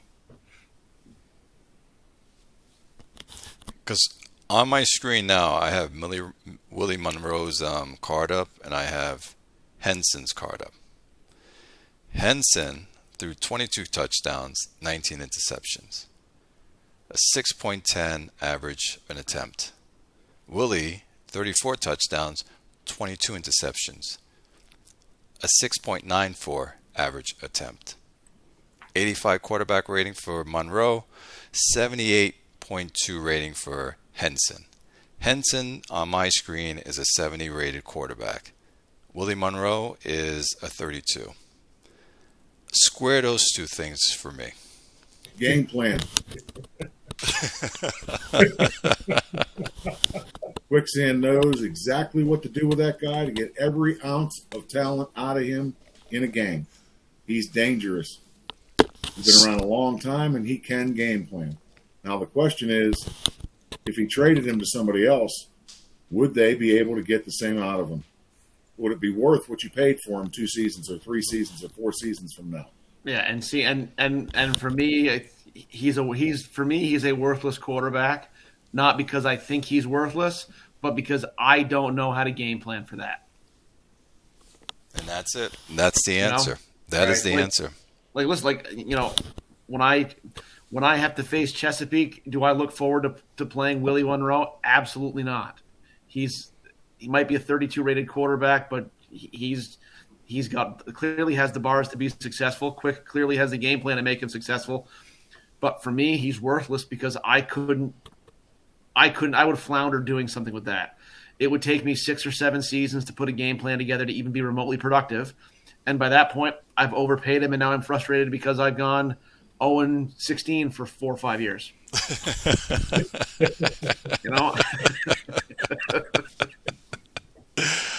That makes sense. I'm not sure I could handle going 0-16. I think that would be really tough. I'd have a real problem with that. I don't like to lose, and I'd need a couple of different laptops through the course of that season, and maybe another monitor or two. That would not fly well here. I mean, I'm not happy when we go 6-10, but 0-16, wow, that'd be a problem. I'm with you, Howie. And you're going to pay to do it. Here, take a couple extra first-round picks, and then let me go 0-16 with this guy. I don't think I could do it. You're right. You'd have a nice string of first-round picks to replace him with. True. Very true.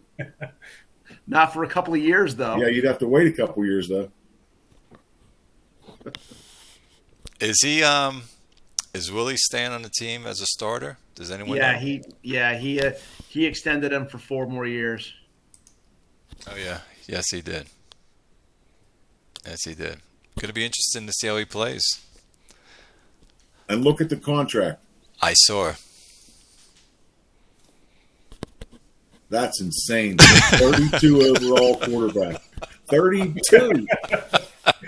I mean, and it's not insane because I can see what he's getting out of him. And he said, you know what, I'm keeping him. And at some point, I don't know if he negotiated that deal or if he got frustrated, kept turning offers down. He finally said, fine, just take what you want and re-sign.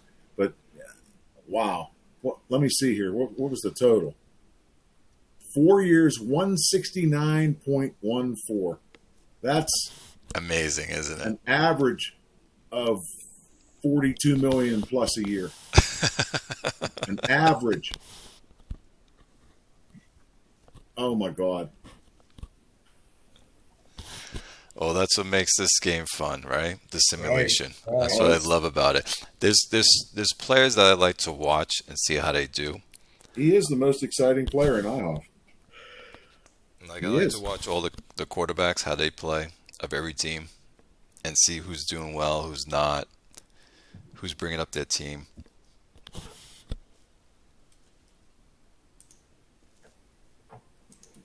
I'll tell you what, I want to have Haynes draft for me next season, and I want Quicksand to game plan for me. I'm just going to sit back and have a cup of coffee and sit in the office.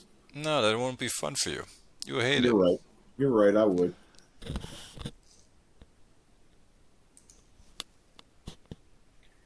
Yeah, I just follow Malk Paul's thread on what's it called? Some combine stuff that he put out The constraints? years ago. What's it called? Benchmarks. Benchmarks. Yeah.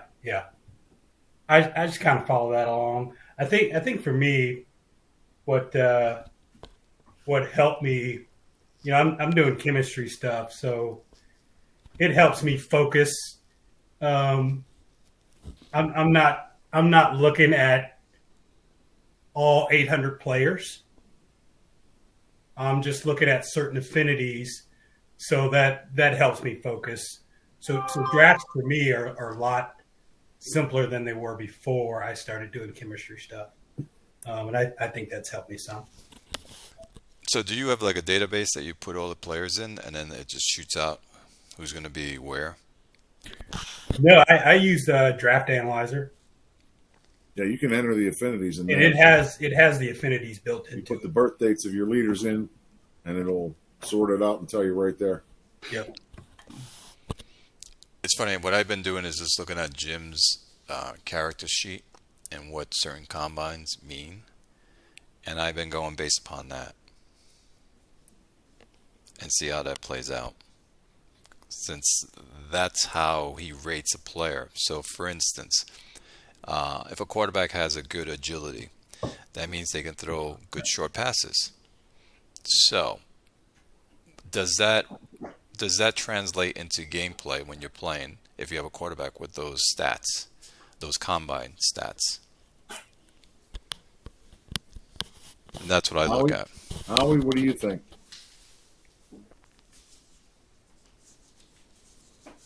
Did Howie leave? Looks like Oh, he no, left. sorry. I stepped to my refrigerator. What was that? What do you think about what Clay just asked? I was saying, Howie, that I look at what Jim, the developer of this game, Yep. how he puts in his explanation for combines, and I follow that when I draft a player. And I said, for instance, if I want a quarterback who wants to throw short passes well, I try to look at their agility, which that's what Jim says, and see if it translates into now my gameplay. When I have a game, do they throw short passes well throughout the whole season? And that's how I look at and draft my players, I was saying. And I need to look more into that. I look at the combine scores kind of quickly for the first like the first 2 rounds, first 3 rounds. I'll look at the combine scores through Draft Analyzer and kind of compare them to those benchmarks. And then in the later rounds, that kind of falls away a little bit for me, which is probably where I think in the later rounds it's probably even more important to look at, to find the diamond in the rough that way. But like I said, I'm terrible at drafting. That's the one thing I need to get better at if I want to have any more success. See, I think those top bars on a QB, I won't say they don't matter. I think they matter less. If I'm looking for a quarterback, I want sense rush, accuracy, and third down first. After that, we can talk, but I want those 3. Now, you don't always get them. You have what you have in front of you, and you have to pick one of them. So sometimes you don't get all 3 of them, or one of them's low, or there's nobody there at all, and you're just kind of stuck with it. This is who's in free agency, this is who's in the draft, and you can't make a trade. So these are the guys you have to choose from. But if you're picking your ideal QB, I'm starting with those 3 bars, and then we can talk after that about the scramble bar, and then the short pass and the medium pass.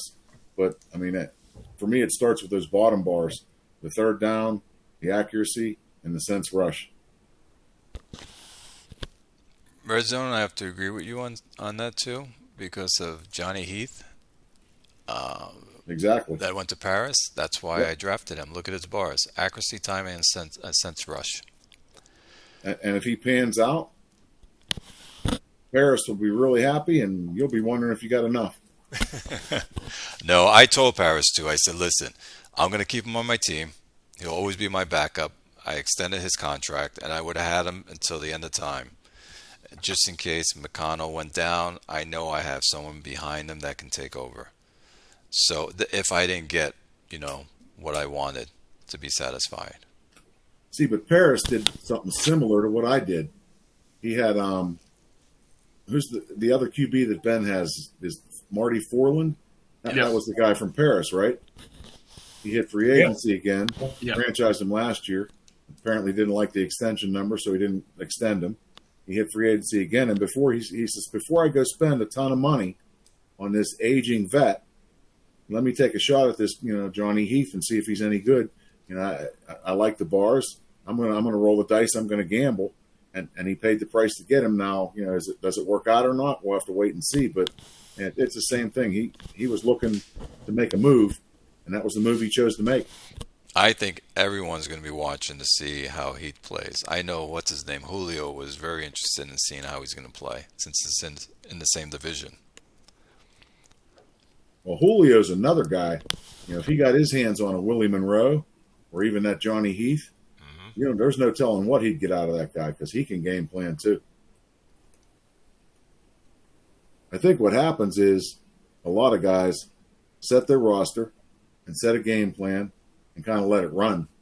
And, I've seen people have great success with that, but the guy that goes in and game plans each game, I think has more of an edge. You can look at specific weaknesses and strengths and attack a little better. And some people just don't have the time to do that. Well, T-Zac posted something which helped me. It was in the forum about changing your playbook, that you can go in there and change, I think it's 10 to 15 plays. 12. 12? Okay, 12. Yeah. And so that has been helping me where I can go in there and just change them up. And only for that game, it's just changed. But then it reverts back to the original game plan from before. As long as you don't save it, yeah.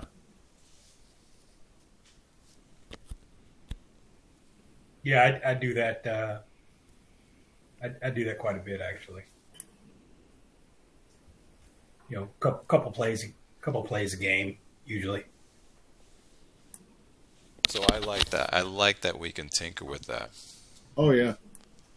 There's so much more to offense in this game than defense. Can you imagine if we could design our own defensive plays? I would like to have that option. Oh, wouldn't that have been really great? Or at least just within the framework of the game, designate who you're going to have blitz. Like that's my biggest frustration on defense is, I don't blitz much anymore because I can never get the right guy blitzing. If I want my one guy who's got the pass rush and pass strength in the 80s to blitz, so I set him for heaviest and I set everybody else for lightest. And still, if I blitz 10 times, the guy that I want to blitz is only going to blitz 4 or 5 of those times. It's frustrating to me. That's why a lot of people are running 4-3 now instead of 3-4 because they can't make the 3-4 work like it's supposed to. Yep. And it's harder to build. Well, it is harder to build, but if you go look at the options, load up a 3-4 team and go look at the choices you have in play calls on defense for a 3-4 team, and then go look at a 4-3. I'll bet it's 1 1/3 times more or 1.5 times more. I mean, there's just infinitely more options there. But if you can't control who's blitzing, then you're kind of shooting yourself in the foot. I stay with a 4-3 mostly because of that. I'm the opposite. I like a 3-4. I've done well for 3 seasons, except for last season with a 3-4. So I'm on the outside on that part. See, but what happens when they come out in 113 and your right corner blitzes? And X and R are sitting over there with no corner and maybe a nickelback or a linebacker in zone, and they call, a post or a corner. That's a touchdown. Because let me see here. I'm just going to pull up something. Now, there's one way to take care of that. Don't blitz. But then you're only sending 3 people, which is why you go 4-3. You send your front 4 and you let everybody else play coverage. 2099. So 2099 on my my passing, we were ranked 3rd against the pass. We allowed 55% completion, 5.89 for average attempt. So we were pretty good for a 3-quarter team. 2098, we were ranked 2nd. Well, maybe you should zip up those game plans and put them up on eBay. However, 2000 and last season, we were last.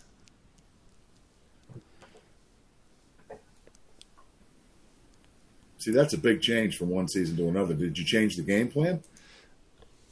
We were last. Did you No, change personnel? I mixed up some people. I changed the guys around, which I shouldn't have. I'd put them back. I know. I am. I think it was a mixture of that red zone and a mixture of my turnovers Yeah. in my own red zone, which then they're scoring on us.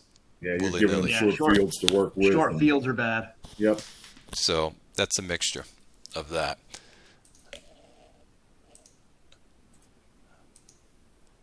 Yeah, we were negative 21 last season. The person next to me was negative 13. That's how bad we were in turnover differential. You, Yeah, if you get McConnell red to cut zone, those interceptions down, he'll definitely you'll win more games. you Without red a doubt. zone was a plus 15. Texas, Howie, you were a plus 8, and Thanes, you were a minus 8. Still.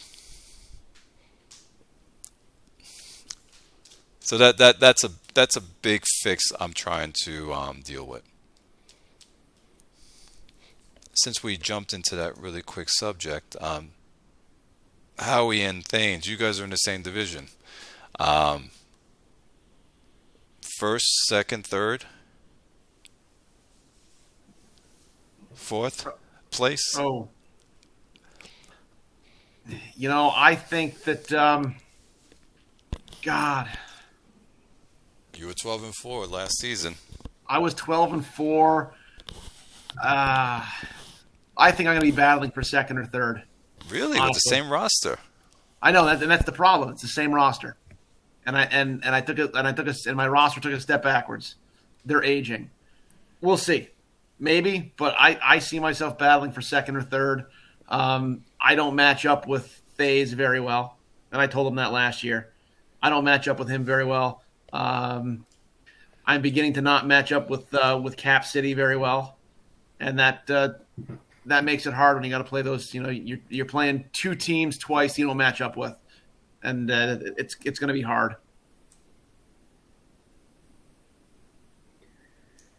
Yeah, I got Howie. He's the defending champ, so he's the guy I'm chasing after. So I think I'll put him in at number 1. And I think I'll rebound.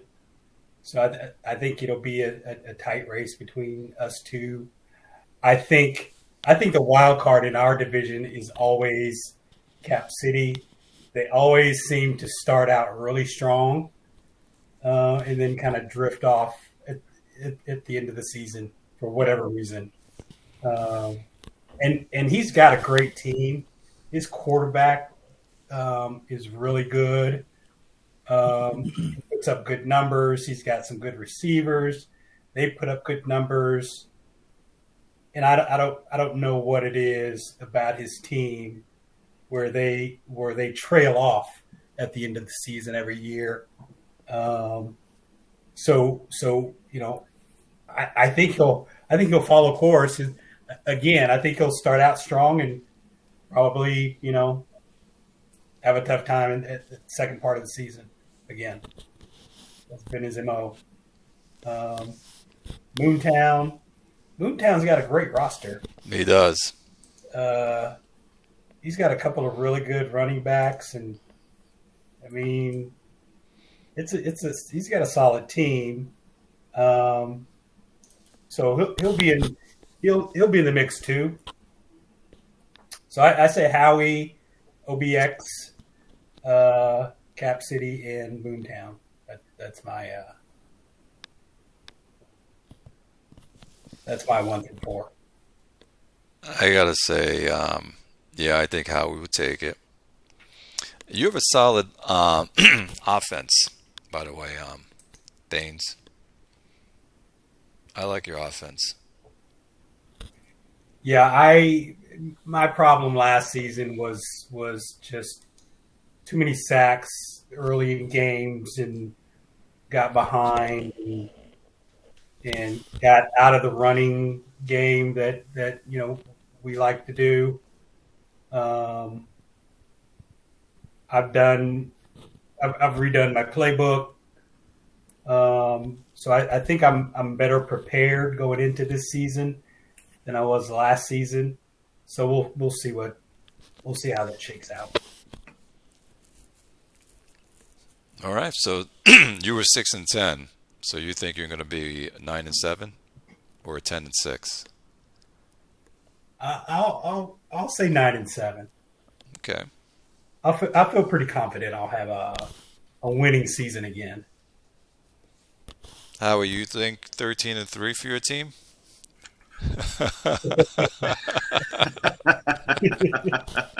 Go ahead, Howie. Take the bait. Exactly. Red Zone knows. I think if I go 10-6, I'll be happy. If I go 11-5, I'll be really, really happy. But I think I'm going to end up somewhere kind of around that 9-7 mark. That's what I think. Kind of like our division ended up last Yeah, season? pretty much. Our division is pretty uncanny in terms of we all win our home games. So we tend to. I mean, the last couple of years, I've split with everybody, and I think it'll be the same this year. Oh, we got week 1 tomorrow, which is going to be great to see. Red Zone. I know our division is going to be brutal again. I think I'm going to take second place. I think I'm going to go 10-6 or 11-5. I see my team,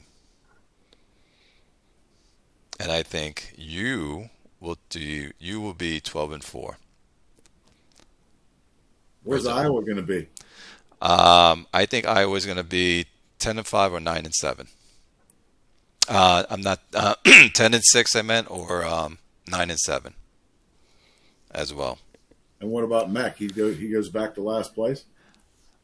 Mech's team actually, he's got a very good team, but I think his quarterback is not going to do so well this season. So I think he's going to be like 9-7 as well, or 8-8. Didn't he let Spencer go? What's that? Didn't he let Brady Spencer go? I think he did, right? Yeah. He's going with Tevin Schroeder. Yes. Interesting. He's been on his team, so he's built up that little bit of cohesion over time. So maybe he steps in and they don't miss a beat. But he's got a solid roster, except for his quarterback. And as much as he throws, that's a real gamble.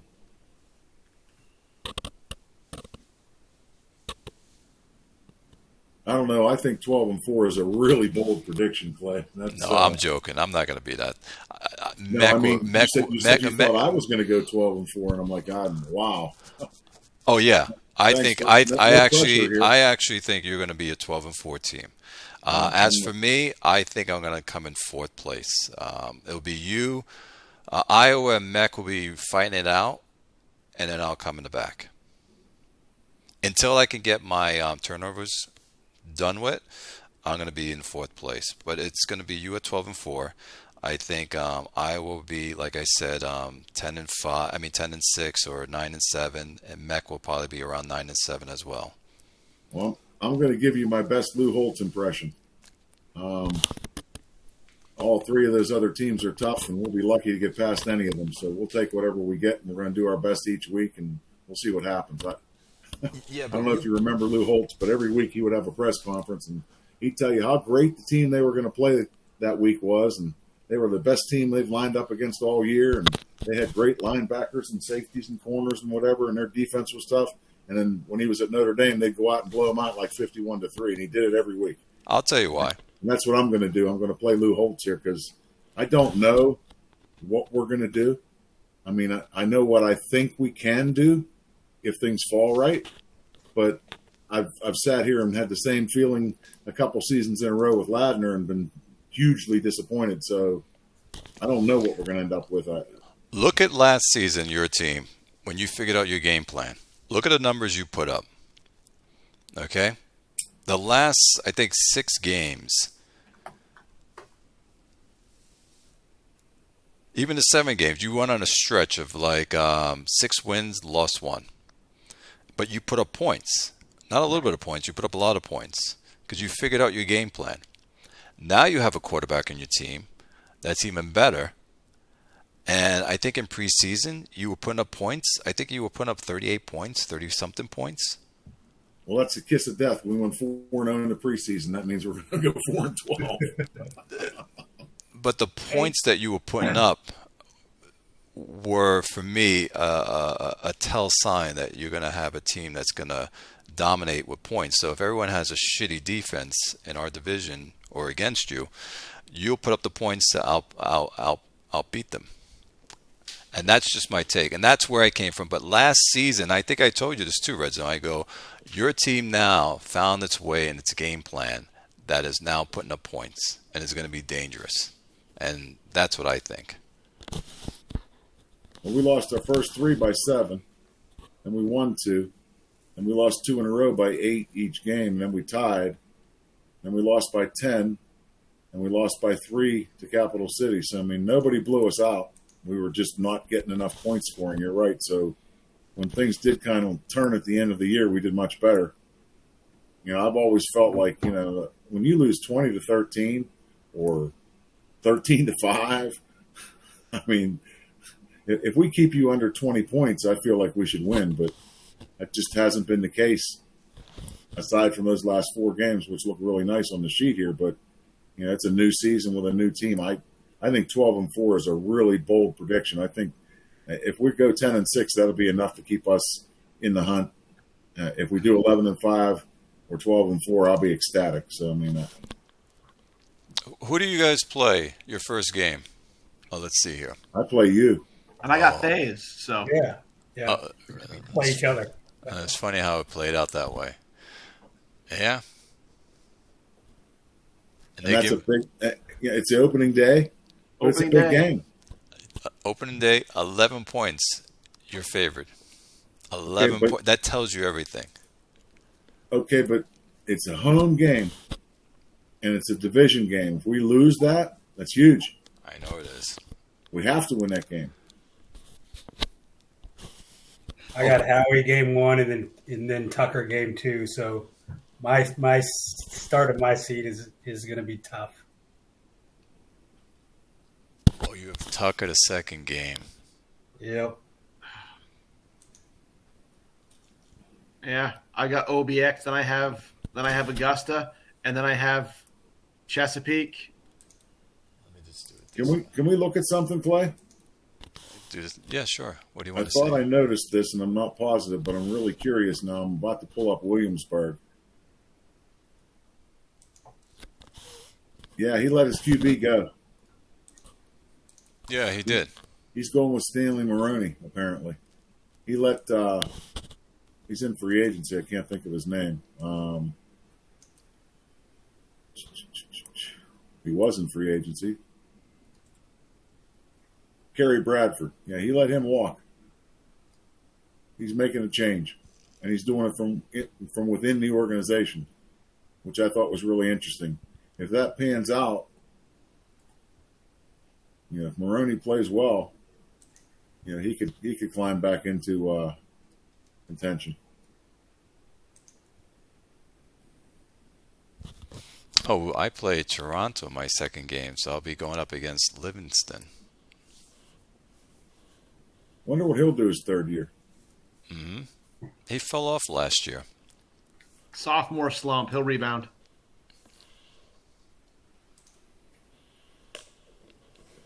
I have no doubt. He'll rebound. Well, that's where it's going to play out, guys, that I see. Anything you guys want to add? Anything exciting? Any trades or anything? Oh, by the way, one quick question before you answer that. When you do trades and it's a game going on, is a trade done after the game? Does Ben do it that way? Or does he input the players in and then runs the game to play? I think almost everybody runs them after the games play. I know I do. Okay, so you play the players as is, and then after the game he'll switch them out, correct? Now, there are exceptions where somebody will say, hey, it's week 6 and I need this guy. Can you process ahead of time and make these changes in my depth chart? I have done that. It's rare, though. Most people don't want to take the chance on getting AI'd. Exactly, because I have a trade going in if Ben puts it through, and I'm playing you. I don't want to be AI'd, so I want to make sure that it's done after. That's why I asked. Ben, are you listening? Hey, Ben, can you do that trade before the games?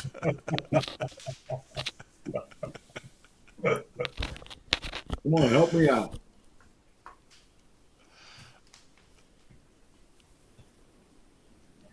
But yeah.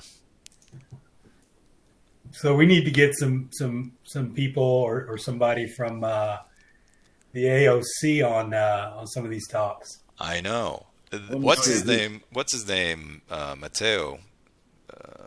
Matthias. Matthias? Okay, Matthias. He likes to do it, but he can only do it. MIJB. He can do it in the daytime. Not the daytime, but the afternoon, because they're in Europe. Right. If he's in Europe, it's like 4:00 in the morning there right now.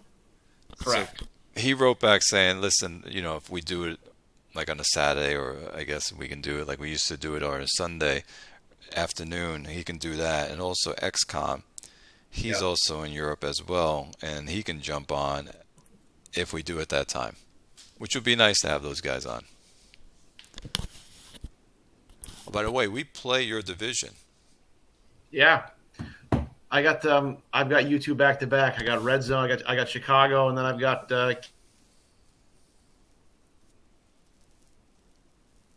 own divisions, but nobody did the opposite divisions. What do Howie and Tony think about our division, and what do we think about theirs, Clay? I already told him about his division. You can do his division, Red Zone. Neither one of them did our division, though.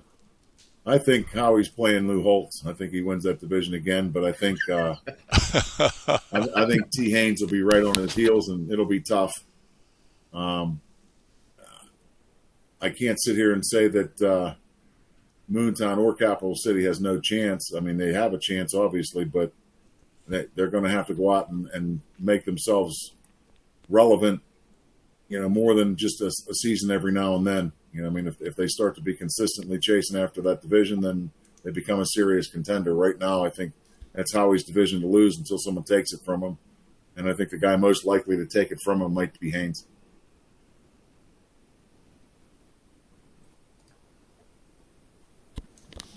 See, Capital City, his quarterback, Bailey, he did very well the season before, but last season he fell off a little bit. So I'm curious what those two guys think of our division. I think that I'm looking at it right now. I'm kind of looking at the schedule. Got to see who you guys play, but I think that Red Zone. I got to agree with Clay on this one. I think that you're gonna top that division. I mean, looking at your roster, looking at where you're favored. I mean, I haven't gone in and kind of looked matchup per matchup, but I agree that I think it's going to be the two of you at the top, and I think that you're going to be the better team. Beware of Iowa. No, I like Iowa too, and Iowa easily could could win it. Kansas loses 2 games in a row here. Iowa win 2 games. Kansas could easily fall to 3, but I think it's going to be a close one. But just looking at the rosters, looking at the preseason, I like your chances, Red Zone. That's what I'm saying. I like your chances. Yeah, I'm picking Iowa so as not to jinx Red Zone. Thank you very much. I appreciate that. The check's in the mail, Tony. I mean, part of the thing is HB Cook has done a good job with that team. He's been solid. I think that's obviously the team to beat in that division. I think Chicago with the quarterback change is still a bit of a wild card. I think there's some loss in the passing game cohesion.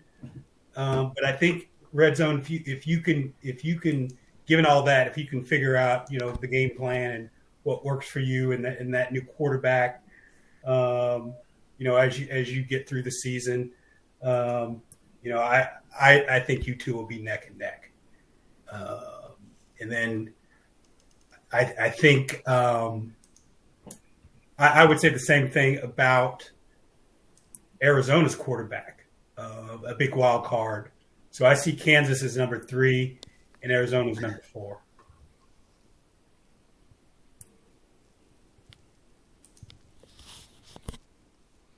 Well, hopefully tomorrow when I wake up and I see a great score by my team over to Chicago, I'll be very happy.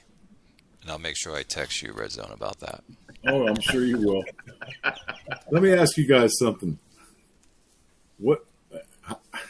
I'm not sure how to put this to make it. Obviously, this is just a game. It doesn't change your whole life. But when you win a game versus when you lose a game, does that affect your day? You in a little better mood when you win, a little worse mood when you lose? Only towards the end of the season. And only if I spend a long time the night before game planning. Okay, so say you have games in 3 leagues, and you win all 3 of them, or you lose all 3 of them. Now, how much? Honestly, the other leagues don't bother me so much. I got 2 leagues where I feel like I'm emotionally invested. There's this one in the TFL. The other stuff. If I win a game, it's good. If I lose a game, we'll try again. But at the end of the season, I'll tell you what, I was a little crabby after I read the logs to my playoff game. I'm not going to lie. A little crabby. Yeah, it definitely affects me. I always have a better morning when I open up my iPad and I'm looking at the scores and I have a win, especially if it's Texas.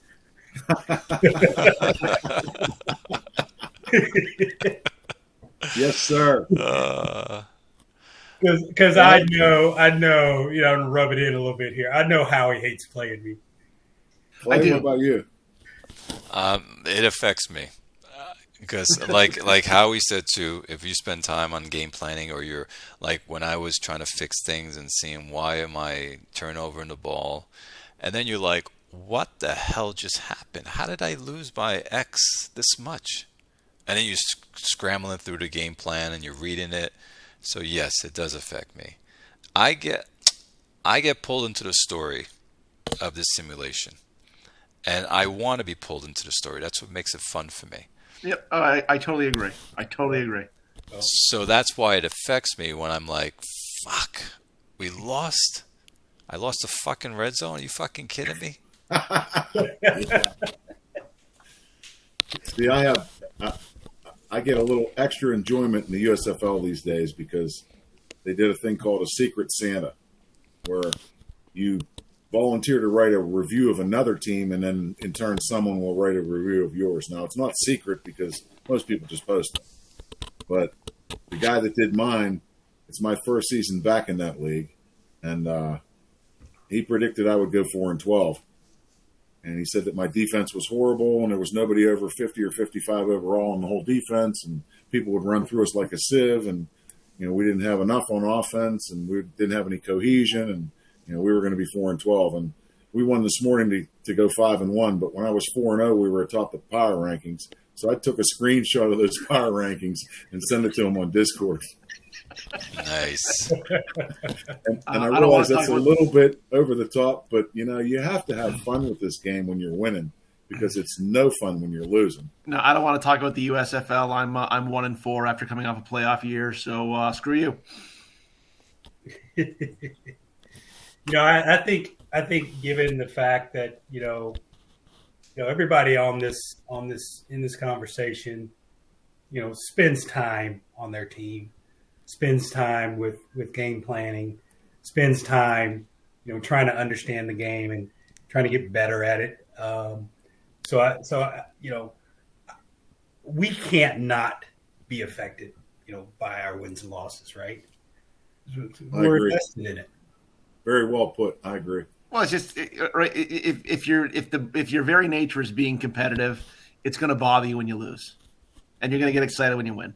Well, if you're putting the time in to come here and do this show, then exactly, obviously you care a whole lot. Yes, totally. I just like talking to you guys. Oh, is that what it is? You missed that. It's talk to you or talk to my wife. Come on, guys. This is winning. So, for instance, right now I'm excited for tomorrow. Don't know what's going to happen. I'm hoping my game plan works well against you, Red Zone, and see where it goes. But I'm excited to wake up, and I can't wake up and look at the screen and go on the computer and see what's going to go on, and then read the game plan after that. See, I know a lot of people watch the games in Solovision, and I will do that if a team is struggling to see, if I can see something extra there. But I normally don't have time to do that. So I'll open the game up and just import the file. Okay, what happened? And then maybe take a quick look at the box score. But I'll come back later and go down the game log and play by play. What happened? Why didn't we convert on third down? How did they score? But I don't do that all together at the same time. I kind of get, all right, give me the results, and then all right, I'll be back later to figure out why. Yeah, I just go to the IHOF page and I just open up the post. I take a look at the score before I leave for work. At some point, I'll open up the box score, and then usually around lunchtime when I'm sitting down, that's when I open up the logs off the web page. So when Ben doesn't upload those on days, that's when I get really frustrated when I can't check the box score or I can't check the log because he didn't export it. Yeah, I know what you mean. Those are the rough ones. I do the same as Howie does. I jump on IHOF. That's where I do. I do most of my game planning on my lunch. I'll sit down with my phone and I'll read through my log and I'll read through the log of the team that I'm playing next week. And then in my mind, I'll think about what I'm going to be doing. And then when I get home at night, that's when I sit down and I'll spend 25 minutes on the computer actually putting everything together. But I've done it. I spent 35, 40 minutes of my lunch thinking about what I'm going to do. What's the longest you guys have spent on a game plan? Oh, probably an hour for one game. That's a good question, because if I would run my game plan in a single play and see how it plays out. I've done that too. And I keep tweaking it, so it can go for a few hours for me. Okay. Same for me. And it's usually just the first game plan of the season, because I would typically hold that same structure, so to speak, and just kind of switch out plays here and there. But the first one takes me a long time, usually because I'm creating a new playbook every season. So to get the first game plan out of that, to get that template, so to speak, takes me a while. But I also like to do what Howie's saying. I take my coffee break, and there's a coffee shop that has a garden No one's back there. I go back there with my phone. I'm going through stuff and I'm reading through it, and I can like dive into all the stuff. Look at the my roster sheet, the stats, and all that good stuff. So that's the fun part. And I have my cup of coffee and just relax because that's my private time for myself. Yeah. Kind of like you guys. I'll do the box scores from the IHOF main page, and see how we did there, see how other teams did, and then look at the game logs later in the day, either lunch or right after work, and then put the game plan together for the next game. But speaking of how you feel after winning or losing a game, Red Zone, how did you feel after you beat Fort Wayne this past season? I think anytime you can beat a GM like T-Zac, it's a good feeling. But it was really kind of tainted by the way the season started and the fact that we were scratching and clawing to try and get back into it. And even when we ended up tied in a three-way tie, the tiebreaker kept us out of the playoffs. So, I mean, it's kind of bittersweet. I mean, you won the battle, but you lost the war. I mean, I think T-Zac is probably one of the better game planners around. I think, him and Ben and, you can list some other guys too. I mean, I would strive to be anywhere close to their level, but you guys really don't want to know how much time I spend on game planning. It would blow your minds. Yeah, so tell us how long do you spend on it? I've literally sat down at 11 or 11:30 at night, and about 4:30 in the morning I close the computer and I'm going to lay down for a couple hours and get back up, and I don't end up sleeping hardly at all. I'm a Dracula. So you thrown this on single play, and then Yep, tested it and tweaked it and changed it and twisted it and turned it upside down and changed the targets, changed the receivers and what positions they're playing. Checking directional running plays. Are we running at the right place in the defense? I mean, you can crawl inside this game and you blink your eyes and 2 hours goes by. yes, 2 hours is nothing for me. Nothing. It's easy to enter that rabbit hole. I mean, it really is. And the problem is sometimes I wonder, is that why we don't have success? Because I'm spending too much time on it. I mean, you have to kind of you double clutch and kind of second guess yourself. But I don't know. I've also had some times, the USFL game plan that I used this morning, I probably spent 3 hours on last night, 3.5 hours. And we didn't play great. I mean, the box score would have told you we lost the game. But somehow we walked out of there with a win. So I'll take that and we'll just move on. yeah, that's the tough part when your game plan doesn't come to play or to fruition. But I do have a question. I always wonder why when people play this as single play, they don't want to jump into multiplayer. They're afraid to jump into multiplayer, and they just want to stay with single play. I don't get that either. We had a live staff draft in the APFL on Friday. Now, Friday is a work day. It's in the work week. I don't know if that's the day I would have chosen. I run mine in TFL on a Sunday because people are off, and I run it at noon so that the UK and Europe is 5 p.m. and the West Coast is only 9 a.m. So I feel like everybody gets a chance to get to that. But there was a guy talking, he was scared to death of it. And maybe we should talk about whether we're going to keep doing this, next season. And I'm like, why is there so much stress? Same thing with MP. If you're playing single player, then you've obviously learned the game. Why would there be stress to come play multiplayer? I mean, I've not run into anybody who said, go to hell, I'm not going to explain anything to you. You go learn it yourself. If I ask a question, people answer it. I've not run into too many people that are unfriendly. And usually the ones that are, there's a reason. And once you get past that, you can pretty much get along with just about anybody if you try. So, I mean, I'm not sure why they'd be afraid to join an MP league. I'm not sure why this guy was afraid of the live staff draft. I mean, whatever this game has to offer, I want it. All of it. As much as I can get. That's a good question, Red Zone, and I think I can speak to that as someone who is, I'm now 10 months in to MP. I was intimidated to join a league.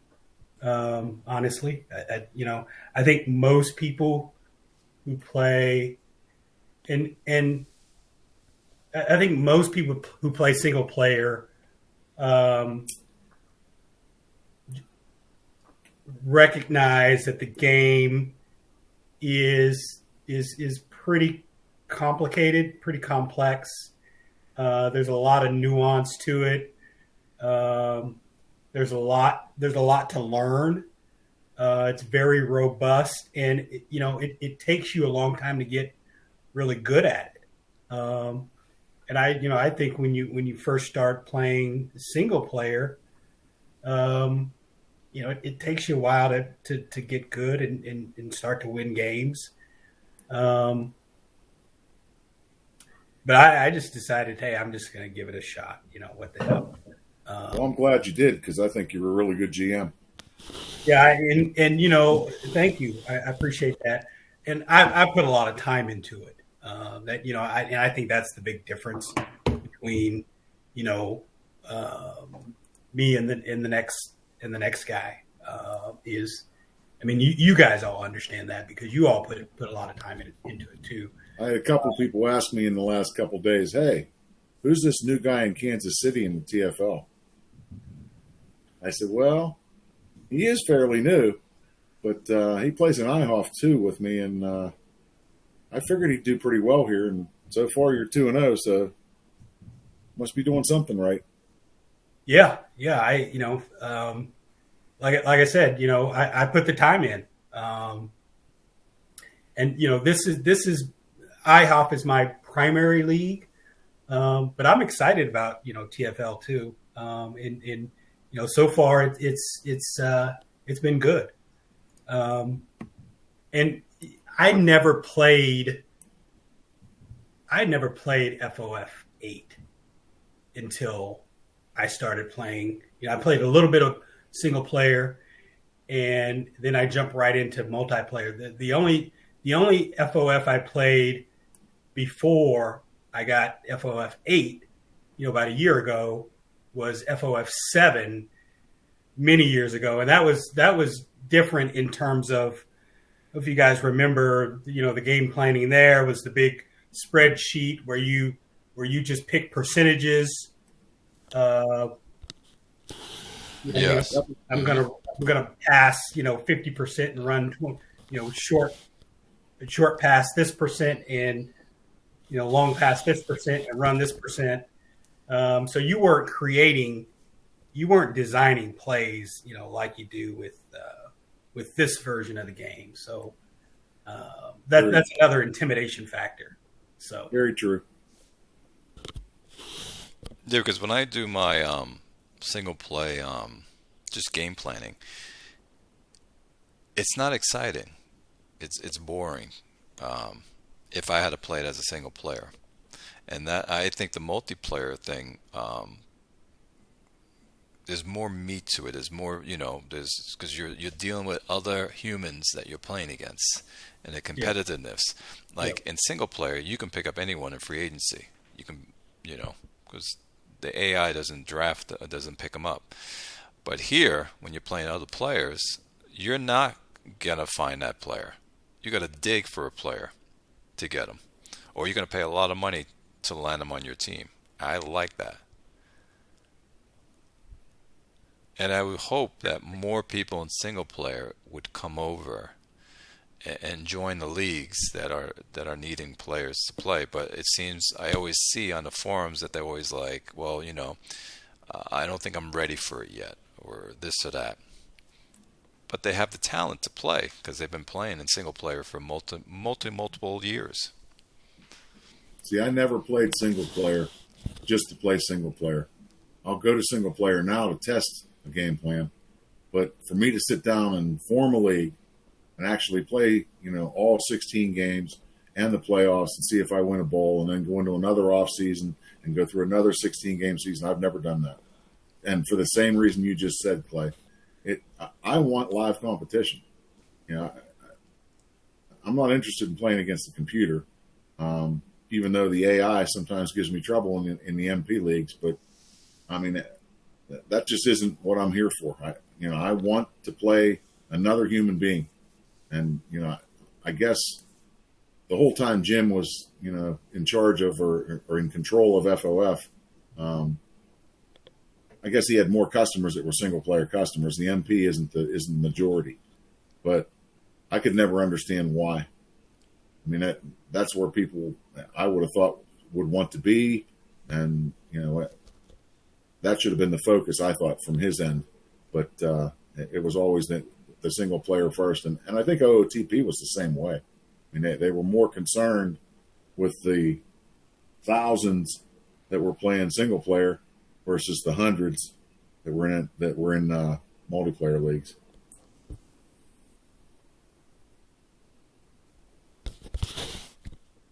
All right. I don't see single player as worth taking the time to do the level of game planning and effort. It's not worthy, so to speak. As far as being intimidated, there's people that I don't know. I mean, still, and I've played this game for 17 real life calendar years, but I don't really know T-Zac that well. I mean, we've exchanged some messages. We've never talked on the phone, although there are a number of GMs that I have spoken on the phone with, and that's always fun too. But if I message him and I say, "Hey, Zach, can you explain this to me?" He's never had any issues. Sure, this is what I do. This is how I think it works. I mean, he's very willing to give advice. Dog Fan is another one that people have messaged, and he gives you the advice. He'll tell you what he thinks, how he does it, what his strategy is. I mean, I just don't feel like there's anything to be afraid of. I mean, if you don't know, you have to ask questions. Well, I think part of that too is I think a lot of the single player folks realize that in a league like IHOF, you have people that have been playing this game for 10, 15, 20 years. Right? How long has Ben been playing? 20 years or more? Yeah. Okay. I mean, that's going to be tough to top, but I mean, he's also someone you can learn from. True.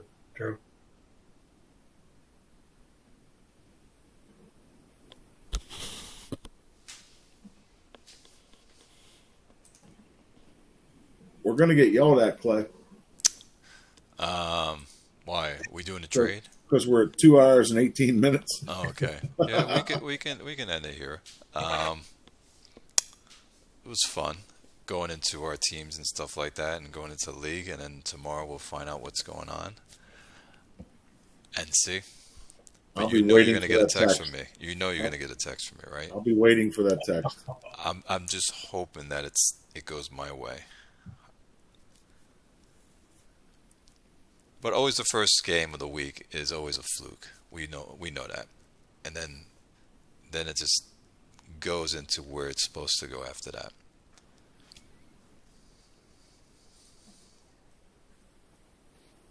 How are you still there? Yeah, I think he dropped off. I think Howie had to drop off the call. All right, fellas, I'll end the recording here.